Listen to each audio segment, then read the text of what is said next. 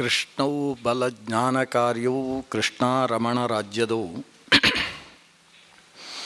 ಪುಷ್ಣೀತಾಂ ಮಮ ಸದ್ಬುದ್ಧಿಂ ವೃಷ್ಣಿವಾಸಿಷ್ಠವಂಶಜೌ ಲಸತು ಶ್ರೀಮದಾನಂದತೀರ್ಥೇಂದುರ್ನೋ ಹೃದಂಬರೆ ಯದ್ವಚಶ್ಚಂದ್ರಿಕಾ ಸ್ವಾಂತಸಂತಾಪಂ ವಿನಿಕೃಂತತಿ ಭವತಿ ಯದನುಭಾವಾತ್ ಏಡಮೂಕೋಪಿ ವಾಗ್ಮಿ ಜಡಮತಿರಪಿ ಜಂತುರ್ಜಾಯತೆ ಪ್ರಾಜ್ಞಮೌಲಿಃ ಸಕಲವಚನಚೇತೋದೇವತಾ ಭಾರತೀ ಸಾ ಮಮ ವಚಸಿ ನಿಧತ್ತಾಂ ಸನ್ನಿಧಿಂ ಮಾನಸೇ ಚ ಆಪಾದಮೌಲಿಪರ್ಯಂತಂ ಗುರುಣಾಂ ಆಕೃತಿಂ ಸ್ಮರೇತ್ ತೇನ ವಿಘ್ನಾಃ ಪ್ರಣಶ್ಯಂತಿ ಸಿದ್ಧ್ಯಂತಿ ಚ ಮನೋರಥಾಃ ತಪಸ್ವಾಧ್ಯಾಯ ಶುಶ್ರೂಷಾ ಕೃಷ್ಣಪೂಜಾರತಂ ಮುನಿಂ ವಿಶ್ವೇಶಮಿಷ್ಟದಂ ವಂದೇ ಪರಿವ್ರಾಟ್ ಚಕ್ರವರ್ತಿನಂ ಫಣಿಗಣವರಭೂಷ ಪಾರ್ವತೀ ಶ್ಲಾಘ್ಯವೇಷಃ ಖಲಜನಕೃತರೋಷ ಖಂಡಿತಾತ್ಮೀಯದೋಷಃ ಸದರುಣಗಿರಿವಾಸ ಶಕ್ರಸೂರ್ಯಾದ್ಯಧೀಶಃ ಪರಿಹೃತಭವಪಾಶ ಪಾತು ಮಾಂ ಪಾರ್ವತೀಶಃ ಅಭೀಪ್ಸಿತಾರ್ಥಸಿದ್ಧ್ಯರ್ಥಂ ಪೂಜಿತೋ ಯಸ್ಸುರೈರಪಿ ಸರ್ವವಿಘ್ನಚ್ಛಿದೇ ತಸ್ಮೈ ಗಣಾಧಿಪತಯೇ ನಮಃ.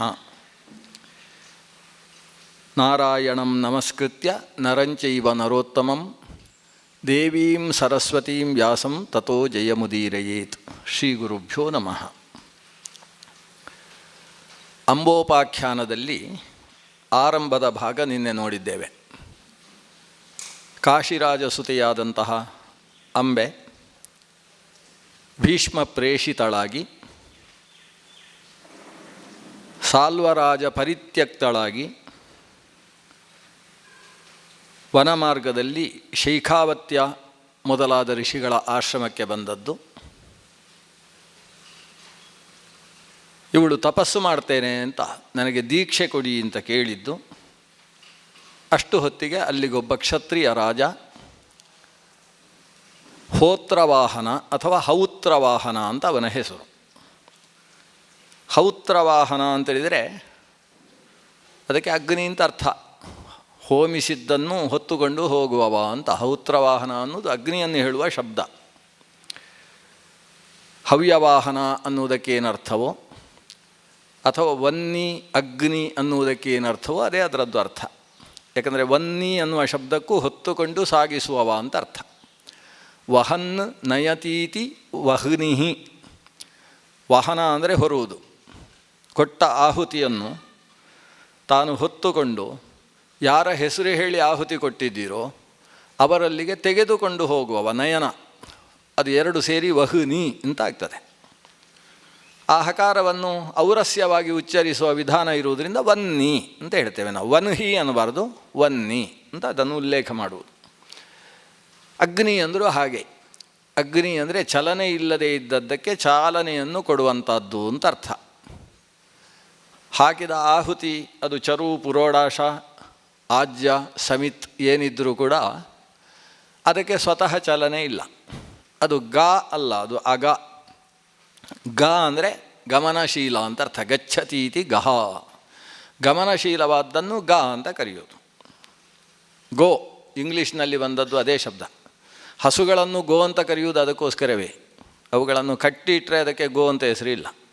ಅದನ್ನು ಮೇಯುವುದಕ್ಕೆ ಹುಲ್ಲುಗಾವಲಲ್ಲಿ ಬಿಟ್ಟರೆ ಅದಕ್ಕೆ ಗೋ ಅಂತ ಹೆಸರು. ಸ್ವಚ್ಛಂದವಾಗಿ ಈ ಭೂಮಿಯಲ್ಲಿ ವಿಹರಿಸಿಕೊಂಡು ಭೂಮಿಯಲ್ಲಿದ್ದ ಮನುಷ್ಯ ತಿನ್ನಲಾಗದ ಹುಲ್ಲುಗಳನ್ನು ತಿಂದು ಅದನ್ನು ಹಾಲಾಗಿಸಿ ಅಥವಾ ಗೋಮೂತ್ರ ಗೋಮಯವಾಗಿಸಿ ಮತ್ತೆ ಭೂಮಿಯನ್ನು ಫಲವತ್ತಾಗಿಸತಕ್ಕಂಥದ್ದಕ್ಕೆ ಗೋ ಅಂತ ಹೆಸರು. ಗಮನಶೀಲ ಅಂತ ಅರ್ಥ. ಅದು ಇಂಗ್ಲೀಷ್ನಿಂದ ಬಂದದ್ದಲ್ಲ. ಕೊನೆಗೆ ಅದನ್ನು ಹೇಳ್ತಾರೆ ಅವರೆಲ್ಲ, which is going that is go ಅಂತ ಹೇಳ್ತಾರೆ ಅವರು ಗೋ ಅನ್ನೋದು ಸಂಸ್ಕೃತದ ಗಮನಶೀಲತೆಯಿಂದ ಬಂದದ್ದು. ಗಚ್ಚತೀತಿ ಗಹ. ಅಗಹ ಅಂತೇಳಿದರೆ ಗಮನರಹಿತ. ನ ಗಚ್ಚತಿ. ಅದರಿಂದಲೇ ಪರ್ವತಗಳನ್ನು ಅಗ ಅಂತ ಕರೆಯೋದು. ಅಚಲ. ಧ್ರುವಾದ್ಯೌಹು ಧ್ರುವ ಪೃಥಿವೀ ಧ್ರುವಾಸ ಪರ್ವತಾ. ಪರ್ವತಗಳೆಲ್ಲ ಧ್ರುವ ಅಚಲವಾಗಿ ಗಟ್ಟಿಯಾಗಿರುವುದರಿಂದ ಅದನ್ನೂ ಕೂಡ ಗೋ ಅಂತ ಅಗ ಅಂತ ಕರೀತಾರೆ. ಅಗವಾದದ್ದು ಯಾವುದಿದೆ, ಚಲನರಹಿತವಾದದ್ದು ಯಾವುದಿದೆ, ಅದಕ್ಕೆ ಚಾಲನೆಯನ್ನು ಕೊಡುವಂತಹ ಅಗ್ನಿ. ಅಗಂ ನಯತೀತಿ ಅಗ್ನಿ. ಅಗಾನು ನಯತೀತಿ ಅಗ್ನಿ. ನಮ್ಮ ಶರೀರವು ನಿಜವಾಗಿ ಚಲನೆ ಇಲ್ಲ. ಸ್ವಲ್ಪ ಬಿಸಿ ಇದ್ದರೆ ಅದರಲ್ಲಿ ಚಲನೆ ಉಂಟು. ಅದರಿಂದ ಒಳಗಿರುವ ಜಠರಾಗ್ನಿ, ಒಳಗಿರುವ ಬಿಸಿ ಅಗ್ನಿ ಅದು ಚಲನೆ ಇಲ್ಲದ ಸಾಮಾನ್ಯ ದೇಹವನ್ನು ಚಲನೆ ಉಳ್ಳದ್ದಾಗಿ ಮಾಡ್ತದೆ. ಪಾತ್ರೆಯಲ್ಲಿಟ್ಟ ನೀರು ಸ್ವತಃ ಚಲಿಸುವುದಿಲ್ಲ. ಕೆಳಗೆ ಬೆಂಕಿ ಹಾಕಿದರೆ ಅದು ಕೂಡ ಕೊತ ಅಂತೇಳಿ ಕುದಿದು ಕೊನೆಗೆ ಆಕಾಶಕ್ಕೂ ಚಲಿಸ್ತದೆ, ಹಬೆಯಾಗಿ ಮೇಲಕ್ಕೆ ಹೋಗ್ತದೆ. ಸ್ಕೂಟರು ಸುಮ್ಮನೆ ಹೋಗೋದಿಲ್ಲ, ಕಾಲಲ್ಲಿ ಒದ್ರೆ, ಈಗ ಒದಿಯೋದೆಲ್ಲ ಬಿಟ್ಟಿದೆ, ಈಗ ಒತ್ತುವುದು ಶುರುವಾಗಿದೆ. ಒದ್ರೆ ಒಳಗೆ ಬೆಂಕಿ ಬರ್ತದೆ, ಬೆಂಕಿ ಬಂದರೆ ಚಲನೆ. ಅದರಿಂದ ಚಲನೆ ಇಲ್ಲದೇ ಇದ್ದದ್ದಕ್ಕೆ ಚಾಲಕ ಶಕ್ತಿ ಅನ್ನುವ ಅರ್ಥದಲ್ಲಿ ಅಗ್ನಿ ಅನ್ನುವ ಶಬ್ದ ಇದೆ. ಅದೇ ಅರ್ಥದಲ್ಲಿರುವ ಮತ್ತೊಂದು ಶಬ್ದ ಹೌತ್ರ ವಾಹನ ಅಂತ. ಅವನೊಬ್ಬ ರಾಜ. ಯಾರದು? ಈಕೆಗೆ ಮಾತಾಮಹ ಆಗಬೇಕು, ಅಂಬೆಗೆ. ಅಂಬೆಯ ತಾಯಿಯ ತಂದೆ ಅಂದರೆ ಕಾಶಿರಾಜನಿಗೆ ಹೆಣ್ಣು ಕೊಟ್ಟವ ಅಂತ ಅರ್ಥ. ಅವನು ಅಕಸ್ಮಾತ್ತಾಗಿ ಅಲ್ಲಿಗೆ ಆಗಮಿಸಿದ್ದಾನೆ. ಶೈಖಾವತ್ಯರು ದೊಡ್ಡ ಮಹರ್ಷಿಗಳು. ರಾಷ್ಟ್ರದಲ್ಲಿ ಏನಾದರೂ ಹೆಚ್ಚು ಕಡಿಮೆ ಆಯಿತು ಅಂತೇಳಿದರೆ ಸಲಹೆ ಸೂಚನೆಗಳನ್ನು ಪಡೆಯುವುದಕ್ಕೆ ಶೈಖಾವತ್ಯರ ಹತ್ರ ಬರ್ತಾಯಿದ್ರು. ಹಾಗೆ ರಾಜ ಅಲ್ಲಿಗೆ ಬಂದಿದ್ದಾನೆ ಅವರ ಹತ್ರ ಮಾತಾಡಿಸಿಕೊಂಡು ಹೋಗುವುದಕ್ಕೆ. ನೋಡಿದರೆ ತನ್ನ ಮಗಳು ಅಂಬೆ, ಜ್ಯೇಷ್ಠ ಸುತೆ, ಅಲ್ಲಿ ಕಾಣಿಸ್ತಾ ಇದ್ದಾಳೆ. ಇವನು ಬಂದದ್ದು ನೋಡಿ ಅವಳಿಗೆ ಸ್ವಲ್ಪ ನಾಚಿಕೆಯೂ ಆಯಿತು, ಜೊತೆಗೊಂದು ಧೈರ್ಯವೂ ಬಂತು. ನಾಚಿಕೆ ಯಾಕಾಯಿತು ಅಂದರೆ, ಎಲ್ಲ ನಾನು ಮರ್ಯಾದೆ ಕೆಟ್ಟವಳಾಗಿ ಬಿಟ್ಟಿದ್ದೇನೆ, ನನ್ನನ್ನು ಸಂಬಂಧಿಕರು ಯಾರು ನೋಡಿದರೂ ಅವರಿಗೊಂದು ರೀತಿ ಕಿರಿಕಿರಿ ಆಗ್ತದೆ. ಹಾಗಾಗಿ ಮಾತಾಮಹ ಬಂದಿದ್ದಾನೆ ಅಂತೇಳಿ ಸ್ವಲ್ಪ ನಾಚಿಕೆ ಆಯಿತು. ಆದರೆ ಮುಖ ತೋರಿಸದೇ ಇರಲಿಕ್ಕಾಗೋದಿಲ್ಲ. ಒಬ್ಬಳೇ ಹೆಣ್ಣು ಮಗಳು ಅಲ್ಲಿಗೆ ಬಂದಿದ್ದಾಳೆ. ಅವರ ಹತ್ರ ಹೋಗ್ತಾಳೆ, ಹೋಗಿ ಅವರಿಗೆ ನಮಸ್ಕಾರ ಮಾಡ್ತಾಳೆ. ಅವರು ಮಗಳನ್ನು ತನ್ನ ಮೊಮ್ಮಗಳ ಸ್ಥಾನದಲ್ಲಿರುವ ಅವಳನ್ನು ಬಾಚಿ ತಬ್ಬಿಕೊಂಡು ಕೂಡಿಸಿಕೊಳ್ತಾಳೆ. ಗೊಳೋ ಅಂತ ಅಳ್ತಾಳೆ, ತನ್ನ ದುಃಖವನ್ನೆಲ್ಲ ಹೇಳಿಕೊಳ್ತಾಳೆ ಹೌತ್ರವಾಹನನ ಕೈಯಲ್ಲಿ. ಹೌತ್ರವಾಹನ ಏನು ಮಾಡುವುದು ಇವಳ ಸಮಸ್ಯೆಗೆ? ಶೈಖಾವತ್ಯರ ಹತ್ರ ಕೇಳ್ತಾನೆ. ಶೈಖಾವತ್ಯರು ನಮಗೆ ಅದಕ್ಕೆ ಗೊತ್ತಾಗದೆ ನೀನು ಹೋಗು, ಇಲ್ಲಿರಬೇಡ ಅಂತ ಹೇಳಿದ್ದೇವೆ ನಾವು ಅಂತ ಅವರು ಹೇಳಿದರು. ಹಾಗೆ ಮಾಡಬೇಡಿ, ಪಾಪ ಹುಡುಗಿ, ನಾವೆಲ್ಲ ವಯಸ್ಸಾದವರು, ಹಿರಿಯವರು, ಏನಾದರೂ ಅವಳು ತಪ್ಪು ಮಾಡಿರ್ಬೋದು ಅಥವಾ ಒಪ್ಪು ಮಾಡಿರ್ಬೋದು, ಅದನ್ನೀಗ ವಿವೇಚನೆ ಮಾಡುವುದಲ್ಲ. ಇವಳಿಗೆ ಒಂದು ಜೀವನಕ್ಕೆ ಗತಿಯಾಗಬೇಕು, ಅದಕ್ಕೆ ಏನು ಮಾಡೋಣ? ಅಷ್ಟು ಹೊತ್ತಿಗೆ ಹೌತ್ರವಾಹನಿಗೆ ನೆನಪಾಗ್ತದೆ, ಭಾರ್ಗವನ ಹತ್ರ ಮಾತಾಡಿದರೆ ಆಗ್ತದೆ ಇದಕ್ಕೊಂದು ವ್ಯವಸ್ಥೆ. ಯಾರು ದೀನರಿದ್ದಾರೆ, ಪತಿತರಿದ್ದಾರೆ, ಕಷ್ಟದಲ್ಲಿ ಬಿದ್ದವರಿದ್ದಾರೆ, ಬಿದ್ದ ಮೇಲೆ ಏಳಲಿಕ್ಕೆ ಸಾಧ್ಯ ಇಲ್ಲ ಅನ್ನುವಷ್ಟು ಕೆಟ್ಟ ಕೆಲಸ ಮಾಡಿದವರಿದ್ದಾರೆ, ಅಂಥವರು ಕೂಡ ಆ ಭಾರ್ಗವರಾಮನ ಪಾದವನ್ನೊಮ್ಮೆ ಸೋಂಕಿದ್ರು ಅಂತಾದರೆ ಅವರ ಪಾಪ ಎಲ್ಲ ನಾಶ ಆಗ್ತದೆ. ಅವರು ಮತ್ತೆ ಹೊಸ ಜೀವನವನ್ನು ಕಾಣುವುದಕ್ಕೆ ಸಾಧ್ಯವಾಗ್ತದೆ. ಅದಕ್ಕೆ ಬೇಕಾದ ಮಾರ್ಗದರ್ಶನವನ್ನು, ಅದಕ್ಕೆ ಬೇಕಾದ ಶಾಸನ ಅನುಶಾಸನಗಳನ್ನು ಆ ಭಾರ್ಗವರಾಮ ಕೊಡ್ತಾನೆ. ನನಗೆ ಆಪ್ತ ಅಂತ ಹೇಳ್ತಾನೆ ಹೌತ್ರವಾಹನ. ನಮಗೆ ಸ್ವಲ್ಪ ಹೆದರಿಕೆ ಆಗ್ತದೆ. ಪರಶುರಾಮನನ್ನು ಹೋಗಿ ನನಗೆ ಆಪ್ತ ಅಂತ ಒಬ್ಬ ರಾಜ ಹೇಳ್ತಾನೆ ಅಂದರೆ ಸ್ವಲ್ಪ ಹೆದರಿಕೆ ಆಗ್ತದೆ. ಅವನು ಹೇಳ್ತಾನೆ, ನನಗೆ ತುಂಬ ಆಪ್ತ. ಅವರು ಪಾಠ ಹೇಳುವಾಗ ನಾನು ನನ್ನ ಮಕ್ಕಳನ್ನೆಲ್ಲ ಕರ್ಕೊಂಡು ಹೋಗಿ ಪಾಠ ಕೇಳಿಸಿದ್ದೇನೆ ಪರಶುರಾಮರ ಕೈಯಲ್ಲಿ. ಆಮೇಲೆ ಕ್ಷತ್ರಿಯರಿಗೆ ಪಾಠ ಹೇಳುವುದಿಲ್ಲ ಅಂತ ಶುರು ಮಾಡಿದರು. ಹೀಗೆಲ್ಲ ಸಂಬಂಧ ಇತ್ತಂತೆ ಹೌತ್ರವಾಹನಿಗೆ. ನಾನು ಹೇಳಿ ಕಳಿಸ್ತೇನೆ, ನೀನು ಹೋಗು, ಅವರು ನಿನಗೆ ಸರಿಯಾದ ಮಾರ್ಗದರ್ಶನ ಮಾಡ್ತಾರೆ ಅಂತ ಹೇಳ್ತಾನೆ. ಜೊತೆಗೆ ನನಗೆ ಬರುವುದಕ್ಕಾಗೋದಿಲ್ಲ, ಈಗ ನಾನು ದೂರ ಆ ಪರ್ವತ, ಮಹೇಂದ್ರ ಪರ್ವತದ ಮೇಲೆ ಇರ್ತಾರೆ. ಮಹೇಂದ್ರ ಶೈಲವನ್ನು ಹತ್ತುವುದೆಲ್ಲ ಈ ವಯಸ್ಸಿನಲ್ಲಿ ನನ್ನಿಂದ ಸಾಧ್ಯ ಆಗುವುದಿಲ್ಲ. ಶೈಖಾವತ್ಯರು ಯಾರಾದರೂ ಮುನಿಗಳನ್ನು ಕಳಿಸಿಕೊಡ್ತಾರೆ, ನೀನು ಹೋಗು. ಹೀಗೆ ಹೇಳ್ತಾ ಇರಬೇಕಾದ್ರೆ ಅಲ್ಲಿಗೆ ಅಕೃತವ್ರಣ ಬರ್ತಾನೆ. ಭಾರಿ ಅನುಕೂಲ ಆಗ್ತದೆ, ಬಹಳಷ್ಟು ಬೇಕಾದವರು ಅಲ್ಲಲ್ಲೇ ಬರ್ತಾ ಇದ್ದಾರೆ. ಅಕೃತವ್ರಣ ಆಗಮಿಸ್ತಾನೆ. ಅಕೃತವ್ರಣ ಪರಶುರಾಮರ ಆಪ್ತ ಶಿಷ್ಯ. ಇವನ ಬಗ್ಗೆ ಹಿಂದೆ ಕೇಳಿದ್ದೀರಾ ಅಂತ ನನಗೆ ಸಂಶಯ. ಕೇಳದೆ ಹೋದರೆ ಇನ್ನೊಂದು ಸಲ ಕೇಳುವ. ಅಕೃತವ್ರಣ ಪರಶುರಾಮರ ತುಂಬ ಆಪ್ತ ಶಿಷ್ಯ. ಆತ ಆಗಮಿಸ್ತಾನೆ. ಆಗಮಿಸಿ ಭಾರ್ಗವರಾಮರ ಬಗ್ಗೆ ಮಾತು ಕೇಳ್ತಾ ಇದ್ದ ಹಾಗೆ ಕಿವಿ ನೆಟ್ಟಗೆ ಆಗ್ತದೆ. ಸೀದಾ ಬರ್ತಾನೆ. ಅಕೃತವ್ರಣರು ಬಂದಿದ್ದಾರೆ ಅಂತ ಹೇಳಿ ಎಲ್ಲರೂ ಕೂಡ ಎದ್ದು ನಿಲ್ತಾರೆ, ಸ್ವಾಗತಿಸ್ತಾರೆ, ಎಲ್ಲ ಘಟಿಸಿತು ವಿಷಯಗಳು. ಇಲ್ಲಿ ಈಕೆಗೆ ಅಂಬೆಗೆ ಆಗಿರುವ ಸಮಸ್ಯೆಗಳ ಬಗ್ಗೆ ಅಕೃತವ್ರಣ ತಿಳ್ಕೊಂಡ ಮೇಲೆ ಹೌತ್ರವಾಹನನಲ್ಲಿ ಹೇಳ್ತಾನೆ, ಇದಕ್ಕೆ ಭಾರ್ಗವರಾಮನೇ ಸರಿ ಇದನ್ನೊಂದು ಪರಿಹಾರ ಮಾಡುವುದಕ್ಕೆ. ಆದರೆ ನಾನು ಭಾರ್ಗವರಾಮನ ಹತ್ರ ಕರ್ಕೊಂಡು ಹೋಗೋದಕ್ಕೆ ಸಿದ್ಧ. ಆದರೆ ನನ್ನ ಮಾಹಿತಿಯ ಪ್ರಕಾರ ಇಂಥ ಸಮಸ್ಯೆಗಳಿದ್ದು ಭಾರ್ಗವರಾಮನಲ್ಲಿ ನಾವು ದೂರು ಹೇಳಬೇಕು ಅನ್ನುವ ಪರಿಸ್ಥಿತಿ ಬಂದರೆ ಅವರೇ ಬರ್ತಾರೆ, ನಾವು ಹೋಗುವ ಅವಶ್ಯಕತೆ ಇಲ್ಲ ಅಂತ ಅಕೃತವರ್ಣ ಹೇಳ್ತಾನೆ. ಬರ್ತಾರೆ ಮುಂದಕ್ಕೆ. ನೋಡಿ, ಅದೇ ಹೇಳಿದ್ದು, ಬೇಕಾದವರೆಲ್ಲ ಅಲ್ಲಿ ಬರ್ತಾರೆ ಅಂತ. ಇದೇ ಆಶ್ರಮಕ್ಕೆ ಭಾರ್ಗವರಾಮರು ಬರ್ತಾರೆ. ಆದರೆ ಅದಕ್ಕಿಂತ ಮುಂಚೆ ಒಂದು ದೀರ್ಘ ಸಮಾಲೋಚನೆ ನಡೀತದೆ. ಪರಶುರಾಮ ದೇವರು ಇಲ್ಲಿಗೆ ಬಂದರೆ ನಾವು ಏನು ಅವರ ಹತ್ರ ಕೇಳಬೇಕು, ಈ ಸಮಸ್ಯೆ ಏನು ಅಂತೇಳಿ ಸ್ಪಷ್ಟ ಮಾಡಿಕೊಂಡು ಅವರ ಹತ್ರ ಕೇಳಬೇಕು. ಇದಕ್ಕೆ ಹೀಗೆ ಪರಿಹಾರ ಮಾಡಿ ಅಂತ ಕೇಳಬೇಕು ಅವರ ಹತ್ರ. ಅಥವಾ ನಾನು ನಿಮಗೆ ಶರಣು ಬಂದಿದ್ದೇನೆ, ಹೇಗೆ ಬೇಕಾದರೂ ಮಾಡಿ ಅಂತೇಳಿ ಎರಡೇ ಮಾರ್ಗ ಇರೋದು. ನನಗೆ ಸಮಸ್ಯೆ ಆಗಿದೆ, ನಿಮ್ಮನ್ನು ಶರಣು ಹೊಂದಿದ್ದೇನೆ, ಇದು ಒಂದು ಮಾರ್ಗ. ಇಲ್ಲ ನಮ್ಮ ಭೀಷ್ಮನನ್ನು ಕೊಂದು ನನಗೆ ನ್ಯಾಯ ಒದಗಿಸಿ, ಹೀಗೆ. ಇಲ್ಲ ಸಾಲ್ವರಾಜನ ಹತ್ರ ನನ್ನನ್ನು ಕರ್ಕೊಂಡು ಹೋಗಿ ಅವ ಸ್ವೀಕರಿಸುವ ಹಾಗೆ ಮಾಡಿ, ಹೀಗೆ ಎರಡೇ ಇರುವುದು, ಬೇರೆ ಮಾರ್ಗ ಇಲ್ಲ. ಯಾಕಂದರೆ ಕಾಶಿ ದೇಶಕ್ಕೆ ಹಿಂದಕ್ಕೆ ಹೋಗ್ತೇನೆ ಅಂತ ಇವಳು ಒಪ್ಪುವುದಿಲ್ಲ. ಅಕೃತವ್ರಣ ಹೇಳ್ತಾನೆ, ಹಾಗಲ್ಲ, ಈಗ ಪರಶುರಾಮರ ಹತ್ರ ಹೋಗುವ ಅನಿವಾರ್ಯತೆ ಇಲ್ಲ, ನೀನು ಸೀದಾ ಕಾಶಿ ದೇಶಕ್ಕೆ ಹೋಗು. ಮಗಳು ನೀನು, ಕಾಶಿ ದೇಶದ ರಾಜನ ಮಗಳು, ಮದುವೆಯಾಗಿ ಗಂಡನ ಮನೆಯಲ್ಲಿ ಚೆನ್ನಾಗಿದ್ದಾರೆ ಅಂತಾದರೆ ಗಂಡನ ಮನೆ ಅವಳಿಗೆ ಆಶ್ರಯ. ಇಲ್ಲ ಗಂಡನೇ ಪರಿತ್ಯಾಗ ಮಾಡಿದ್ದಾನೆ ಅಂತೇಳಿದರೆ ತವರು ಮನೆ ಆಶ್ರಯ. ಇದು ಬಿಟ್ಟು ಇನ್ನೊಂದು ಆಶ್ರಯ ಇಲ್ಲ ಹೆಣ್ಣಿಗೆ. ಆಕೆ ಅಲ್ಲಿ ಕೂತುಕೊಂಡು ಸಾಧನೆ ಮಾಡಬೇಕು, ಆತ್ಮಶ್ರೇಯಸ್ಸಿನ ಸಾಧನೆ ಮಾಡಬೇಕು, ಇದೇ ಆಶ್ರಯ. ಆದ್ದರಿಂದ ಇದನ್ನು ನಾವೇನು ಪರಶುರಾಮರ ಹತ್ರ ಕೇಳುವುದು? ನಾವು ಜ್ಯೋತಿಷ್ಕರ ಹತ್ರ ಹೋಗಿ ವಿಚಾರ ಮಾಡುವುದಾ ಇಂಥದ್ದು? ಏಕಾದಶಿಯ ದಿವಸ ಊಟ ಮಾಡ್ಬೋದೋ ಮಾಡಬಾರ್ದು ಅಂತೇಳಿ ಒಂದು ಜ್ಯೋತಿಷ್ಯದಲ್ಲಿ ಹೇಳಿ ಅಂತ ಕೇಳುವುದಾ? ದೇವಸ್ಥಾನದಲ್ಲಿ ಏಕಾದಶಿಯ ದಿವಸ ನೈವೇದ್ಯ ಮಾಡಬೇಕೋ ಬೇಡೋ ಅಂತೇಳಿ ಜ್ಯೋತಿಷ್ಕರ ಹತ್ರ ಕೇಳುವುದಾ? ಅಥವಾ ಸೂರ್ಯ ಪೂರ್ವದಲ್ಲಿ ಉದಯಿಸ್ತಾನೋ ಪಶ್ಚಿಮದಲ್ಲಿ ಉದಯಿಸ್ತಾನೋ ಅಂತ ಹೋಗಿ ಜ್ಯೋತಿಷ್ಕರ ಹತ್ರ ಕೇಳುವುದಾ? ಯಾವುದು ಪ್ರಕೃತಿಯ ವ್ಯವಸ್ಥೆ ಇದೆ, ಧರ್ಮಶಾಸ್ತ್ರದ ನಿರ್ಧಾರ ಇದೆ, ಅಂಥ ವಿಷಯದಲ್ಲಿ ಜ್ಯೋತಿಷ್ಕರ ಹತ್ರ ವಿಚಾರಿಸುವಂಥದ್ದಿಲ್ಲ. ಈಗ ಭಗವಂತನ ಹತ್ರ ಹೋಗಿ ನಾನು ಏನು ನನಗೆ ಹೀಗಾಗೋ ಹೋಗಿದೆ, ಇದಕ್ಕೆ ಅವರನ್ನು ಕೊಲ್ಲಿ ಇವರನ್ನು ಕೊಲ್ಲಿ, ವಿಷಯ ಅದಲ್ಲ. ಪರಿಹಾರ ಇಷ್ಟೇ ಇರುವುದು, ನೀನು ನಿನ್ನ ಅಪ್ಪನ ಮನೆಗೆ ತವರು ಮನೆಗೆ ಹೋಗಬೇಕು. ಇವಳು ಆಳುವುದಕ್ಕೆ ಶುರು ಮಾಡ್ತಾಳೆ. ಅದು ಆಗುವುದಿಲ್ಲ ಅಂತ ಹೇಳಿಯೇ ನನಗೆ ಸಮಸ್ಯೆ. ಆಗ ಅಕೃತವ್ರಣ ಅಳುವುದನ್ನು ನಿಲ್ಲಿಸು, ಪರಶುರಾಮ ದೇವರು ಬರ್ತಾರೆ. ಬಂದ ಮೇಲೆ ನೀನೇ ಹೇಳು ಏನು ತೀರ್ಮಾನ. ವಿಚಾರ ನಡೀತದೆ, ಮೊದಲು ವಿಚಾರ. ಯಾಕಂದರೆ ಹೌತ್ರವಾಹನ ಇದ್ದಾನೆ, ಎಷ್ಟಾದರೂ ತನ್ನ ಪುಳ್ಳಿ ಅಲ್ವಾ, ಪುಳ್ಳಿಯನ್ನು ಬಿಟ್ಟುಕೊಡ್ಲಿಕ್ಕೆ ಆಗೋದಿಲ್ಲ ಹೌತ್ರವಾಹನನಿಗೆ. ಅವನು ಹೇಳ್ತಾನೆ ಏನಾದರೂ ಒಂದು ವ್ಯವಸ್ಥೆ ಮಾಡಬೇಕು. ಈಗ ಯಾರ್ದು ತಪ್ಪು ಇದರಲ್ಲಿ? ಸಾಲ್ವಂದು ಏನೂ ತಪ್ಪು ಹೇಳಲಿಕ್ಕೆ ಬರುವುದಿಲ್ಲ. ಪರಪರಾಮೃಷ್ಟಳಾದಂತಹ ಹೆಣ್ಣನ್ನು ಸ್ವೀಕರಿಸುವುದಿಲ್ಲ ಅಂತ ಹೇಳಿದ್ದಾನೆ, ಇದರಲ್ಲಿ ಅವನು ತಪ್ಪು ಹೇಳಲಿಕ್ಕೆ ಬರುವುದಿಲ್ಲ. ಹಾಗಾದರೆ ಇವಳಿಗೆ ಸಮಸ್ಯೆ ಎಲ್ಲಿ ಆಗಿರುವುದು ಅಂತೇಳಿದರೆ ಭೀಷ್ಮ ಸ್ವಯಂವರದ ಮಂಟಪದಿಂದ ಕರೆದು ತಂದಿದ್ದಾನೆ ಅನ್ನೋದು ಸಮಸ್ಯೆ. ಅದನ್ನು ಭೀಷ್ಮನ ಮೇಲೆಯೇ ನಾವು ಆಕ್ರಮಣ ಮಾಡುವ, ಟಾರ್ಗೆಟ್ ಮಾಡುವುದು ಈಗ ಭೀಷ್ಮನನ್ನು. ಯಾಕಂದರೆ ಪರಶುರಾಮರಿಗೆ ಭೀಷ್ಮ ತುಂಬ ಹತ್ತಿರದವ, ಆಪ್ತ ಶಿಷ್ಯ.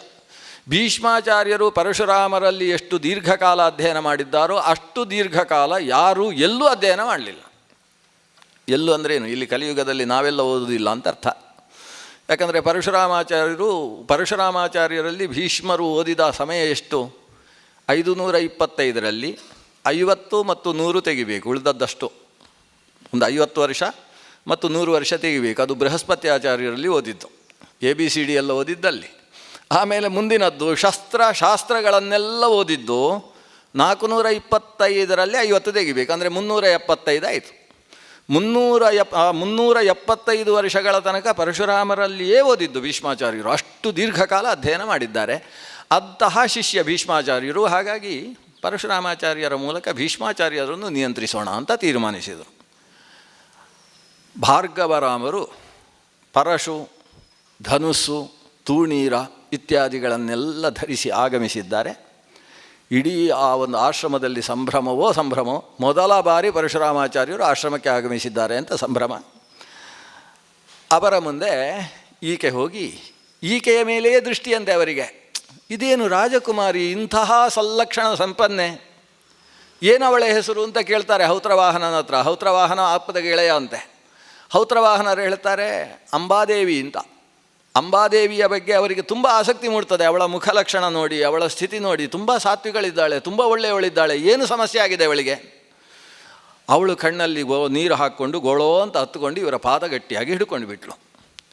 ಪಾದ ಹಿಡ್ಕೊಂಡಾಗ ತಲೆನೇವರಿಸಿ ಕೇಳ್ತಾರೆ, ನಿನಗೇನು ಸಮಸ್ಯೆ ಆಗಿದೆ? ಶರಣು ಬಂದಿದ್ದಿ, ನಾನು ಬೇಕಾದ್ದು ಕೊಡ್ತೇನೆ, ಏನು ನನ್ನಿಂದ ಆಗಬೇಕು ನಿನಗೆ ಉಪಕಾರ ಹೇಳು. ಇಷ್ಟು ಹೇಳಿದ್ದವಳಿಗೆ ಸಾಕಾಯಿತು.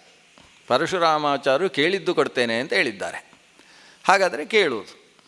ಅವಳು ಮನಸ್ಸಲ್ಲಿ ಗಟ್ಟಿ ಮಾಡಿಕೊಳ್ತಾಳೆ. ಅವಳು ಹೇಳ್ತಾಳೆ, ಸ್ವಾಮಿ ನನಗೆ ಇಂಥ ಅನ್ಯಾಯ ಆಗಿದೆ. ಇಡೀ ಕಥೆ ಹೇಳ್ತಾಳೆ. ಕಥೆ ಹೇಳಿ, ನನಗೆ ಭೀಷ್ಮನನ್ನು ಕಂಡ್ರೆ ಸಾಯಿಸಬೇಕು ಅಂತ ಆಗಾಗ ಅನಿಸುತ್ತೆ ಅಂತ ಹೇಳ್ತಾಳೆ. ಇದು ಏನು ಅಂತ ನೀವು ಆಲೋಚನೆ ಮಾಡಿ. ಇದೊಂದು ವಿಶೇಷ. 3 ಸಲ ಹೇಳ್ತಾಳೆ ಈ ಮಾತನ್ನು ಬೇರೆ ಬೇರೆ ಸಂದರ್ಭದಲ್ಲಿ. ಒಮ್ಮೆ ಅಕೃತವ್ರಣನ ಮುಂದೆ ಹೇಳ್ತಾಳೆ, ಈಗ ಪರಶುರಾಮರ ಮುಂದೆ ಹೇಳ್ತಾಳೆ, ಮುಂದಕ್ಕೆ ಭೀಷ್ಮಾಚಾರ್ಯರೇ ಪಕ್ಕದಲ್ಲಿರುವಾಗ ಇದನ್ನು ಹೇಳ್ತಾಳೆ ಪರಶುರಾಮನ ಮುಂದೆ. ನನಗೆ ಅದು ಯಾಕೆ ಅಂತ ಗೊತ್ತಿಲ್ಲ, ಭೀಷ್ಮನನ್ನು ನಾನೇ ಸಾಯಿಸಬೇಕು ಅಂತ ಅನಿಸುತ್ತೆ ನನಗೆ. ಹನ್ಯಾಂ ಸ್ವಯಂ ಅಂತ, ನಾನು ಕೊಲ್ಲಬೇಕು ಅಂತ. ಇದು ಯಾಕೆ ಅನಿಸೋದು? ಈ ಅನಿಸಿಕೆಯ ಹಿಂದೆ ಏನೋ ಇದೆ, ಏನೋ ಸೂಕ್ಷ್ಮ ಇದೆ, ನೋಡು ಆಮೇಲೆ ಅಂತ ಅವಳಿಗೆ ಅನಿಸುವುದು. ಹಾಗೆ ಭೀಷ್ಮನನ್ನು ಕೊಂದು ಹಾಕಬೇಕು. ಯಾವಾಗ ಈ 3 ಜನರನ್ನು ಭೀಷ್ಮಾಚಾರ್ಯ ತನ್ನ ರಥದಲ್ಲಿ ಏರಿಸಿಕೊಂಡ ಕಾಶಿಪಟ್ಟಣದಲ್ಲಿ, ರಥಕ್ಕೆ ಏರಿದಂತಹ ಈಕೆಗೆ ಭೀಷ್ಮನನ್ನು ನೋಡಿದಾಗ ಇವನನ್ನೇ ಮದುವೆ ಆಗಬೇಕು ಅಂತ ಅನಿಸಿತಂತೆ. ಭೀಷ್ಮನನ್ನೇ ಮದುವೆ ಆಗಬೇಕು ಅಂತ. ಯಾವಾಗ ಭೀಷ್ಮ ಕೆಳಗೆ ಇಳಿಸಿದ ಮೇಲೆ ಎಲ್ಲ ಕೆಲಸ ಆಯಿತು, ಆಮೇಲೆ ಭೀಷ್ಮನನ್ನು ಕೊಲ್ಲಬೇಕು ಅಂತ ಅನಿಸ್ಲಿಕ್ಕೆ ಶುರುವಾಯಿತಂತೆ. ಮದುವೆಯ ವ್ಯವಸ್ಥೆಯಲ್ಲಾಗುವಾಗ ಒಂದೋ ಭೀಷ್ಮನನ್ನು ಸಾಯಿಸಬೇಕು, ಇಲ್ಲ ಈ ಮನೆ ಬಿಟ್ಟು ಹೊರಡಬೇಕು ಅಂತ ಸಾಲ್ವರಾಜನ ಮನೆಗೆ ಹೊರಡುವ ಮನಸ್ಸು ಬಂತವನಿಗೆ. ಇವಳಿಗೆ ಈ ಮನಸ್ಸು ಯಾಕೆ ಬರ್ತದೆ ಅವಳಿಗೆ ಗೊತ್ತಿಲ್ಲ. ಭೀಷ್ಮ ಏನೂ ತಪ್ಪು ಮಾಡಲಿಲ್ಲ, ಅವನದ್ದು ತಪ್ಪು ನನಗೆ ಏನು ಒಂದು ಎಳ್ಳಿನಷ್ಟು ತಪ್ಪು ಕೂಡ ಅನಿಸುವುದಿಲ್ಲ ಭೀಷ್ಮನ ಸ್ಥಿತಿಯಲ್ಲಿ. ಆದರೆ ಭೀಷ್ಮನನ್ನು ಕೊಂದು ಹಾಕಬೇಕು. ಪರಶುರಾಮರ ಹತ್ರ ಅದನ್ನು ಹೇಳ್ತಾಳೆ, ನನಗೆ ಭೀಷ್ಮನನ್ನು ಕೊಲ್ಲಬೇಕು ಅಂತ ಅನಿಸುತ್ತೆ, ನನ್ನಿಂದ ಸಾಧ್ಯ ಆಗಲಿಕ್ಕಿಲ್ಲ, ತಾವು ನನಗೆ ಭೀಷ್ಮನನ್ನು ಕೊಂದು ಕೊಡಬೇಕು. ಇದು ಆಶ್ಚರ್ಯ, ಕೊಂದು ಕೊಡುವುದಂತೆ, ಕೊಂದು ಬಿಸಾಡುವುದಲ್ಲ. ಭೀಷ್ಮನನ್ನು ನನಗೆ ಕೊಂದು ಕೊಡಬೇಕು ಅಂತ ಕೇಳಿದ್ಲು. ಪರಶುರಾಮರು ಹೇಳಿದರು, ನಾನು ಶಸ್ತ್ರ ಹಿಡಿಯುವುದನ್ನು ನಿಲ್ಲಿಸಿದ್ದೇನೆ. ನನ್ನ ಹಿರಿಯರೆಲ್ಲ ಬಂದು ಹೇಳಿದ್ದಾರೆ, ಹೊಡೆಯುವುದು ಹೊಡಿ ಬಡಿ ಎಲ್ಲ ನಮಗೆ ಹೇಳಿದ್ದಲ್ಲಪ್ಪ, ನಾವು ಪ್ರಾಣಾಯಾಮ ಮಾಡಿಕೊಂಡು ಗಾಯತ್ರಿ ಜಪ ಮಾಡಿಕೊಂಡು ಕೂತ್ಕೊಳ್ಬೇಕು. ನಮ್ಮ ಹಿರಿಯರೆಲ್ಲ ಜಮದಗ್ನಿಗಳು, ಭೃಗು ಮಹರ್ಷಿಗಳು ಎಲ್ಲ ಹಿರಿಯರು ಬಂದು ಹೇಳಿದ್ದು. ಆದ್ದರಿಂದ ನಾನು ಅವತ್ತು ಶಸ್ತ್ರ ಸನ್ಯಾಸ ಮಾಡಿದ್ದೇನೆ. ನನ್ನ ಶಸ್ತ್ರದಲ್ಲಿದ್ದ ರಕ್ತದ ಕಲೆಯನ್ನೆಲ್ಲ ತೊಳೆದು ಆ ರಕ್ತದ ಮಡುಗಳನ್ನು ನಿರ್ಮಾಣ ಮಾಡಿ, ಸಮಂತ ಪಂಚಕದ ನಿರ್ಮಾಣ ಮಾಡಿ, ಪಿತೃಗಳಿಗೆಲ್ಲ ರಕ್ತದ ಓಕುಳಿಯಲ್ಲೇ ತರ್ಪಣವನ್ನು ಕೊಟ್ಟು ಒಂದು ವಿಶಿಷ್ಟ ಕೆಲಸ ಎಲ್ಲ ಮುಗಿಸಿ, ಇನ್ನೂ ಶಸ್ತ್ರ ಹಿಡಿಯುವುದಿದ್ದರೆ ಕ್ಷತ್ರಿಯರ ಮೇಲೆ ಅಲ್ಲ, ಬ್ರಾಹ್ಮಣರಿಗೆ ಪಾಠ ಹೇಳುವುದಕ್ಕೆ ಅಷ್ಟೇ ಅಂತ ಹೀಗೆ ತೀರ್ಮಾನಿಸಿದ್ದೇನೆ. ಆದ್ದರಿಂದ ಈಗ ನಾನು ಕ್ಷತ್ರಿಯನಾದಂತಹ ಭೀಷ್ಮನ ಮುಂದೆ ಬಿಲ್ಲು ಬಾಣ ಹಿಡ್ಕೊಂಡು ಹೊರಡುವುದಕ್ಕೆ ಸಿದ್ಧ ಇಲ್ಲ. ಕೊಲ್ಲುವ ಕಥೆಯೆಲ್ಲ ಬಿಡು, ಅವನನ್ನು ಕೊಲ್ಲಬೇಕಾದ ಅವಶ್ಯಕತೆ ಇಲ್ಲ. ನಾನು ಒಂದು ಮಾತು ಹೇಳಿದರೆ ಅದನ್ನು ಶಿರಸಾವಹಿಸಿ ಮಾಡ್ತಾನೆ. ನಿನಗೆ ಎಷ್ಟು ಬೇಕು, ನಿನ್ನ ಪಾದ ತೊಳೆದು, ಅವರು ಹೇಳುವುದು ಪಾದಂ ಪ್ರಕ್ಷಾಲ್ಯ, ಅದು ಎಂಥವಳು ನೀನು? ಆ ಭೀಷ್ಮನಿಗೆ ನಮಸ್ಕಾರ ಮಾಡಬೇಕಾದವಳು, ಅಭಿವಂದ್ಯಳು ಅಲ್ಲ, ಅಭಿವಂದನೀಯಳು ಅಲ್ಲ, ನೀನು ಸ್ವತಃ ವಂದನೆ ಮಾಡಬೇಕಾದವಳು. ಅವರು ಯಾರಿಗೆ ನೀನು ನಮಸ್ಕಾರ ಮಾಡಬೇಕೋ ಅಂತಹ ನಿನ್ನ ಪಾದ ತೊಳೆದು ಅವನು ನಮಸ್ಕಾರ ಮಾಡಿ ತಪ್ಪಾಯಿತು ಅಂತ ಹೇಳಬೇಕೋ ನಾನು ಹೇಳಿಸ್ತೇನೆ. ಇದು ಪರಶುರಾಮರು ಹೇಳುವುದು. ನಾನು ಗುರು, ನಾನು ಹೇಳಿದ ಕೆಲಸವನ್ನು ಚಾತೂ ತಪ್ಪದೆ ಆತ ನಡೆಸ್ತಾನೆ.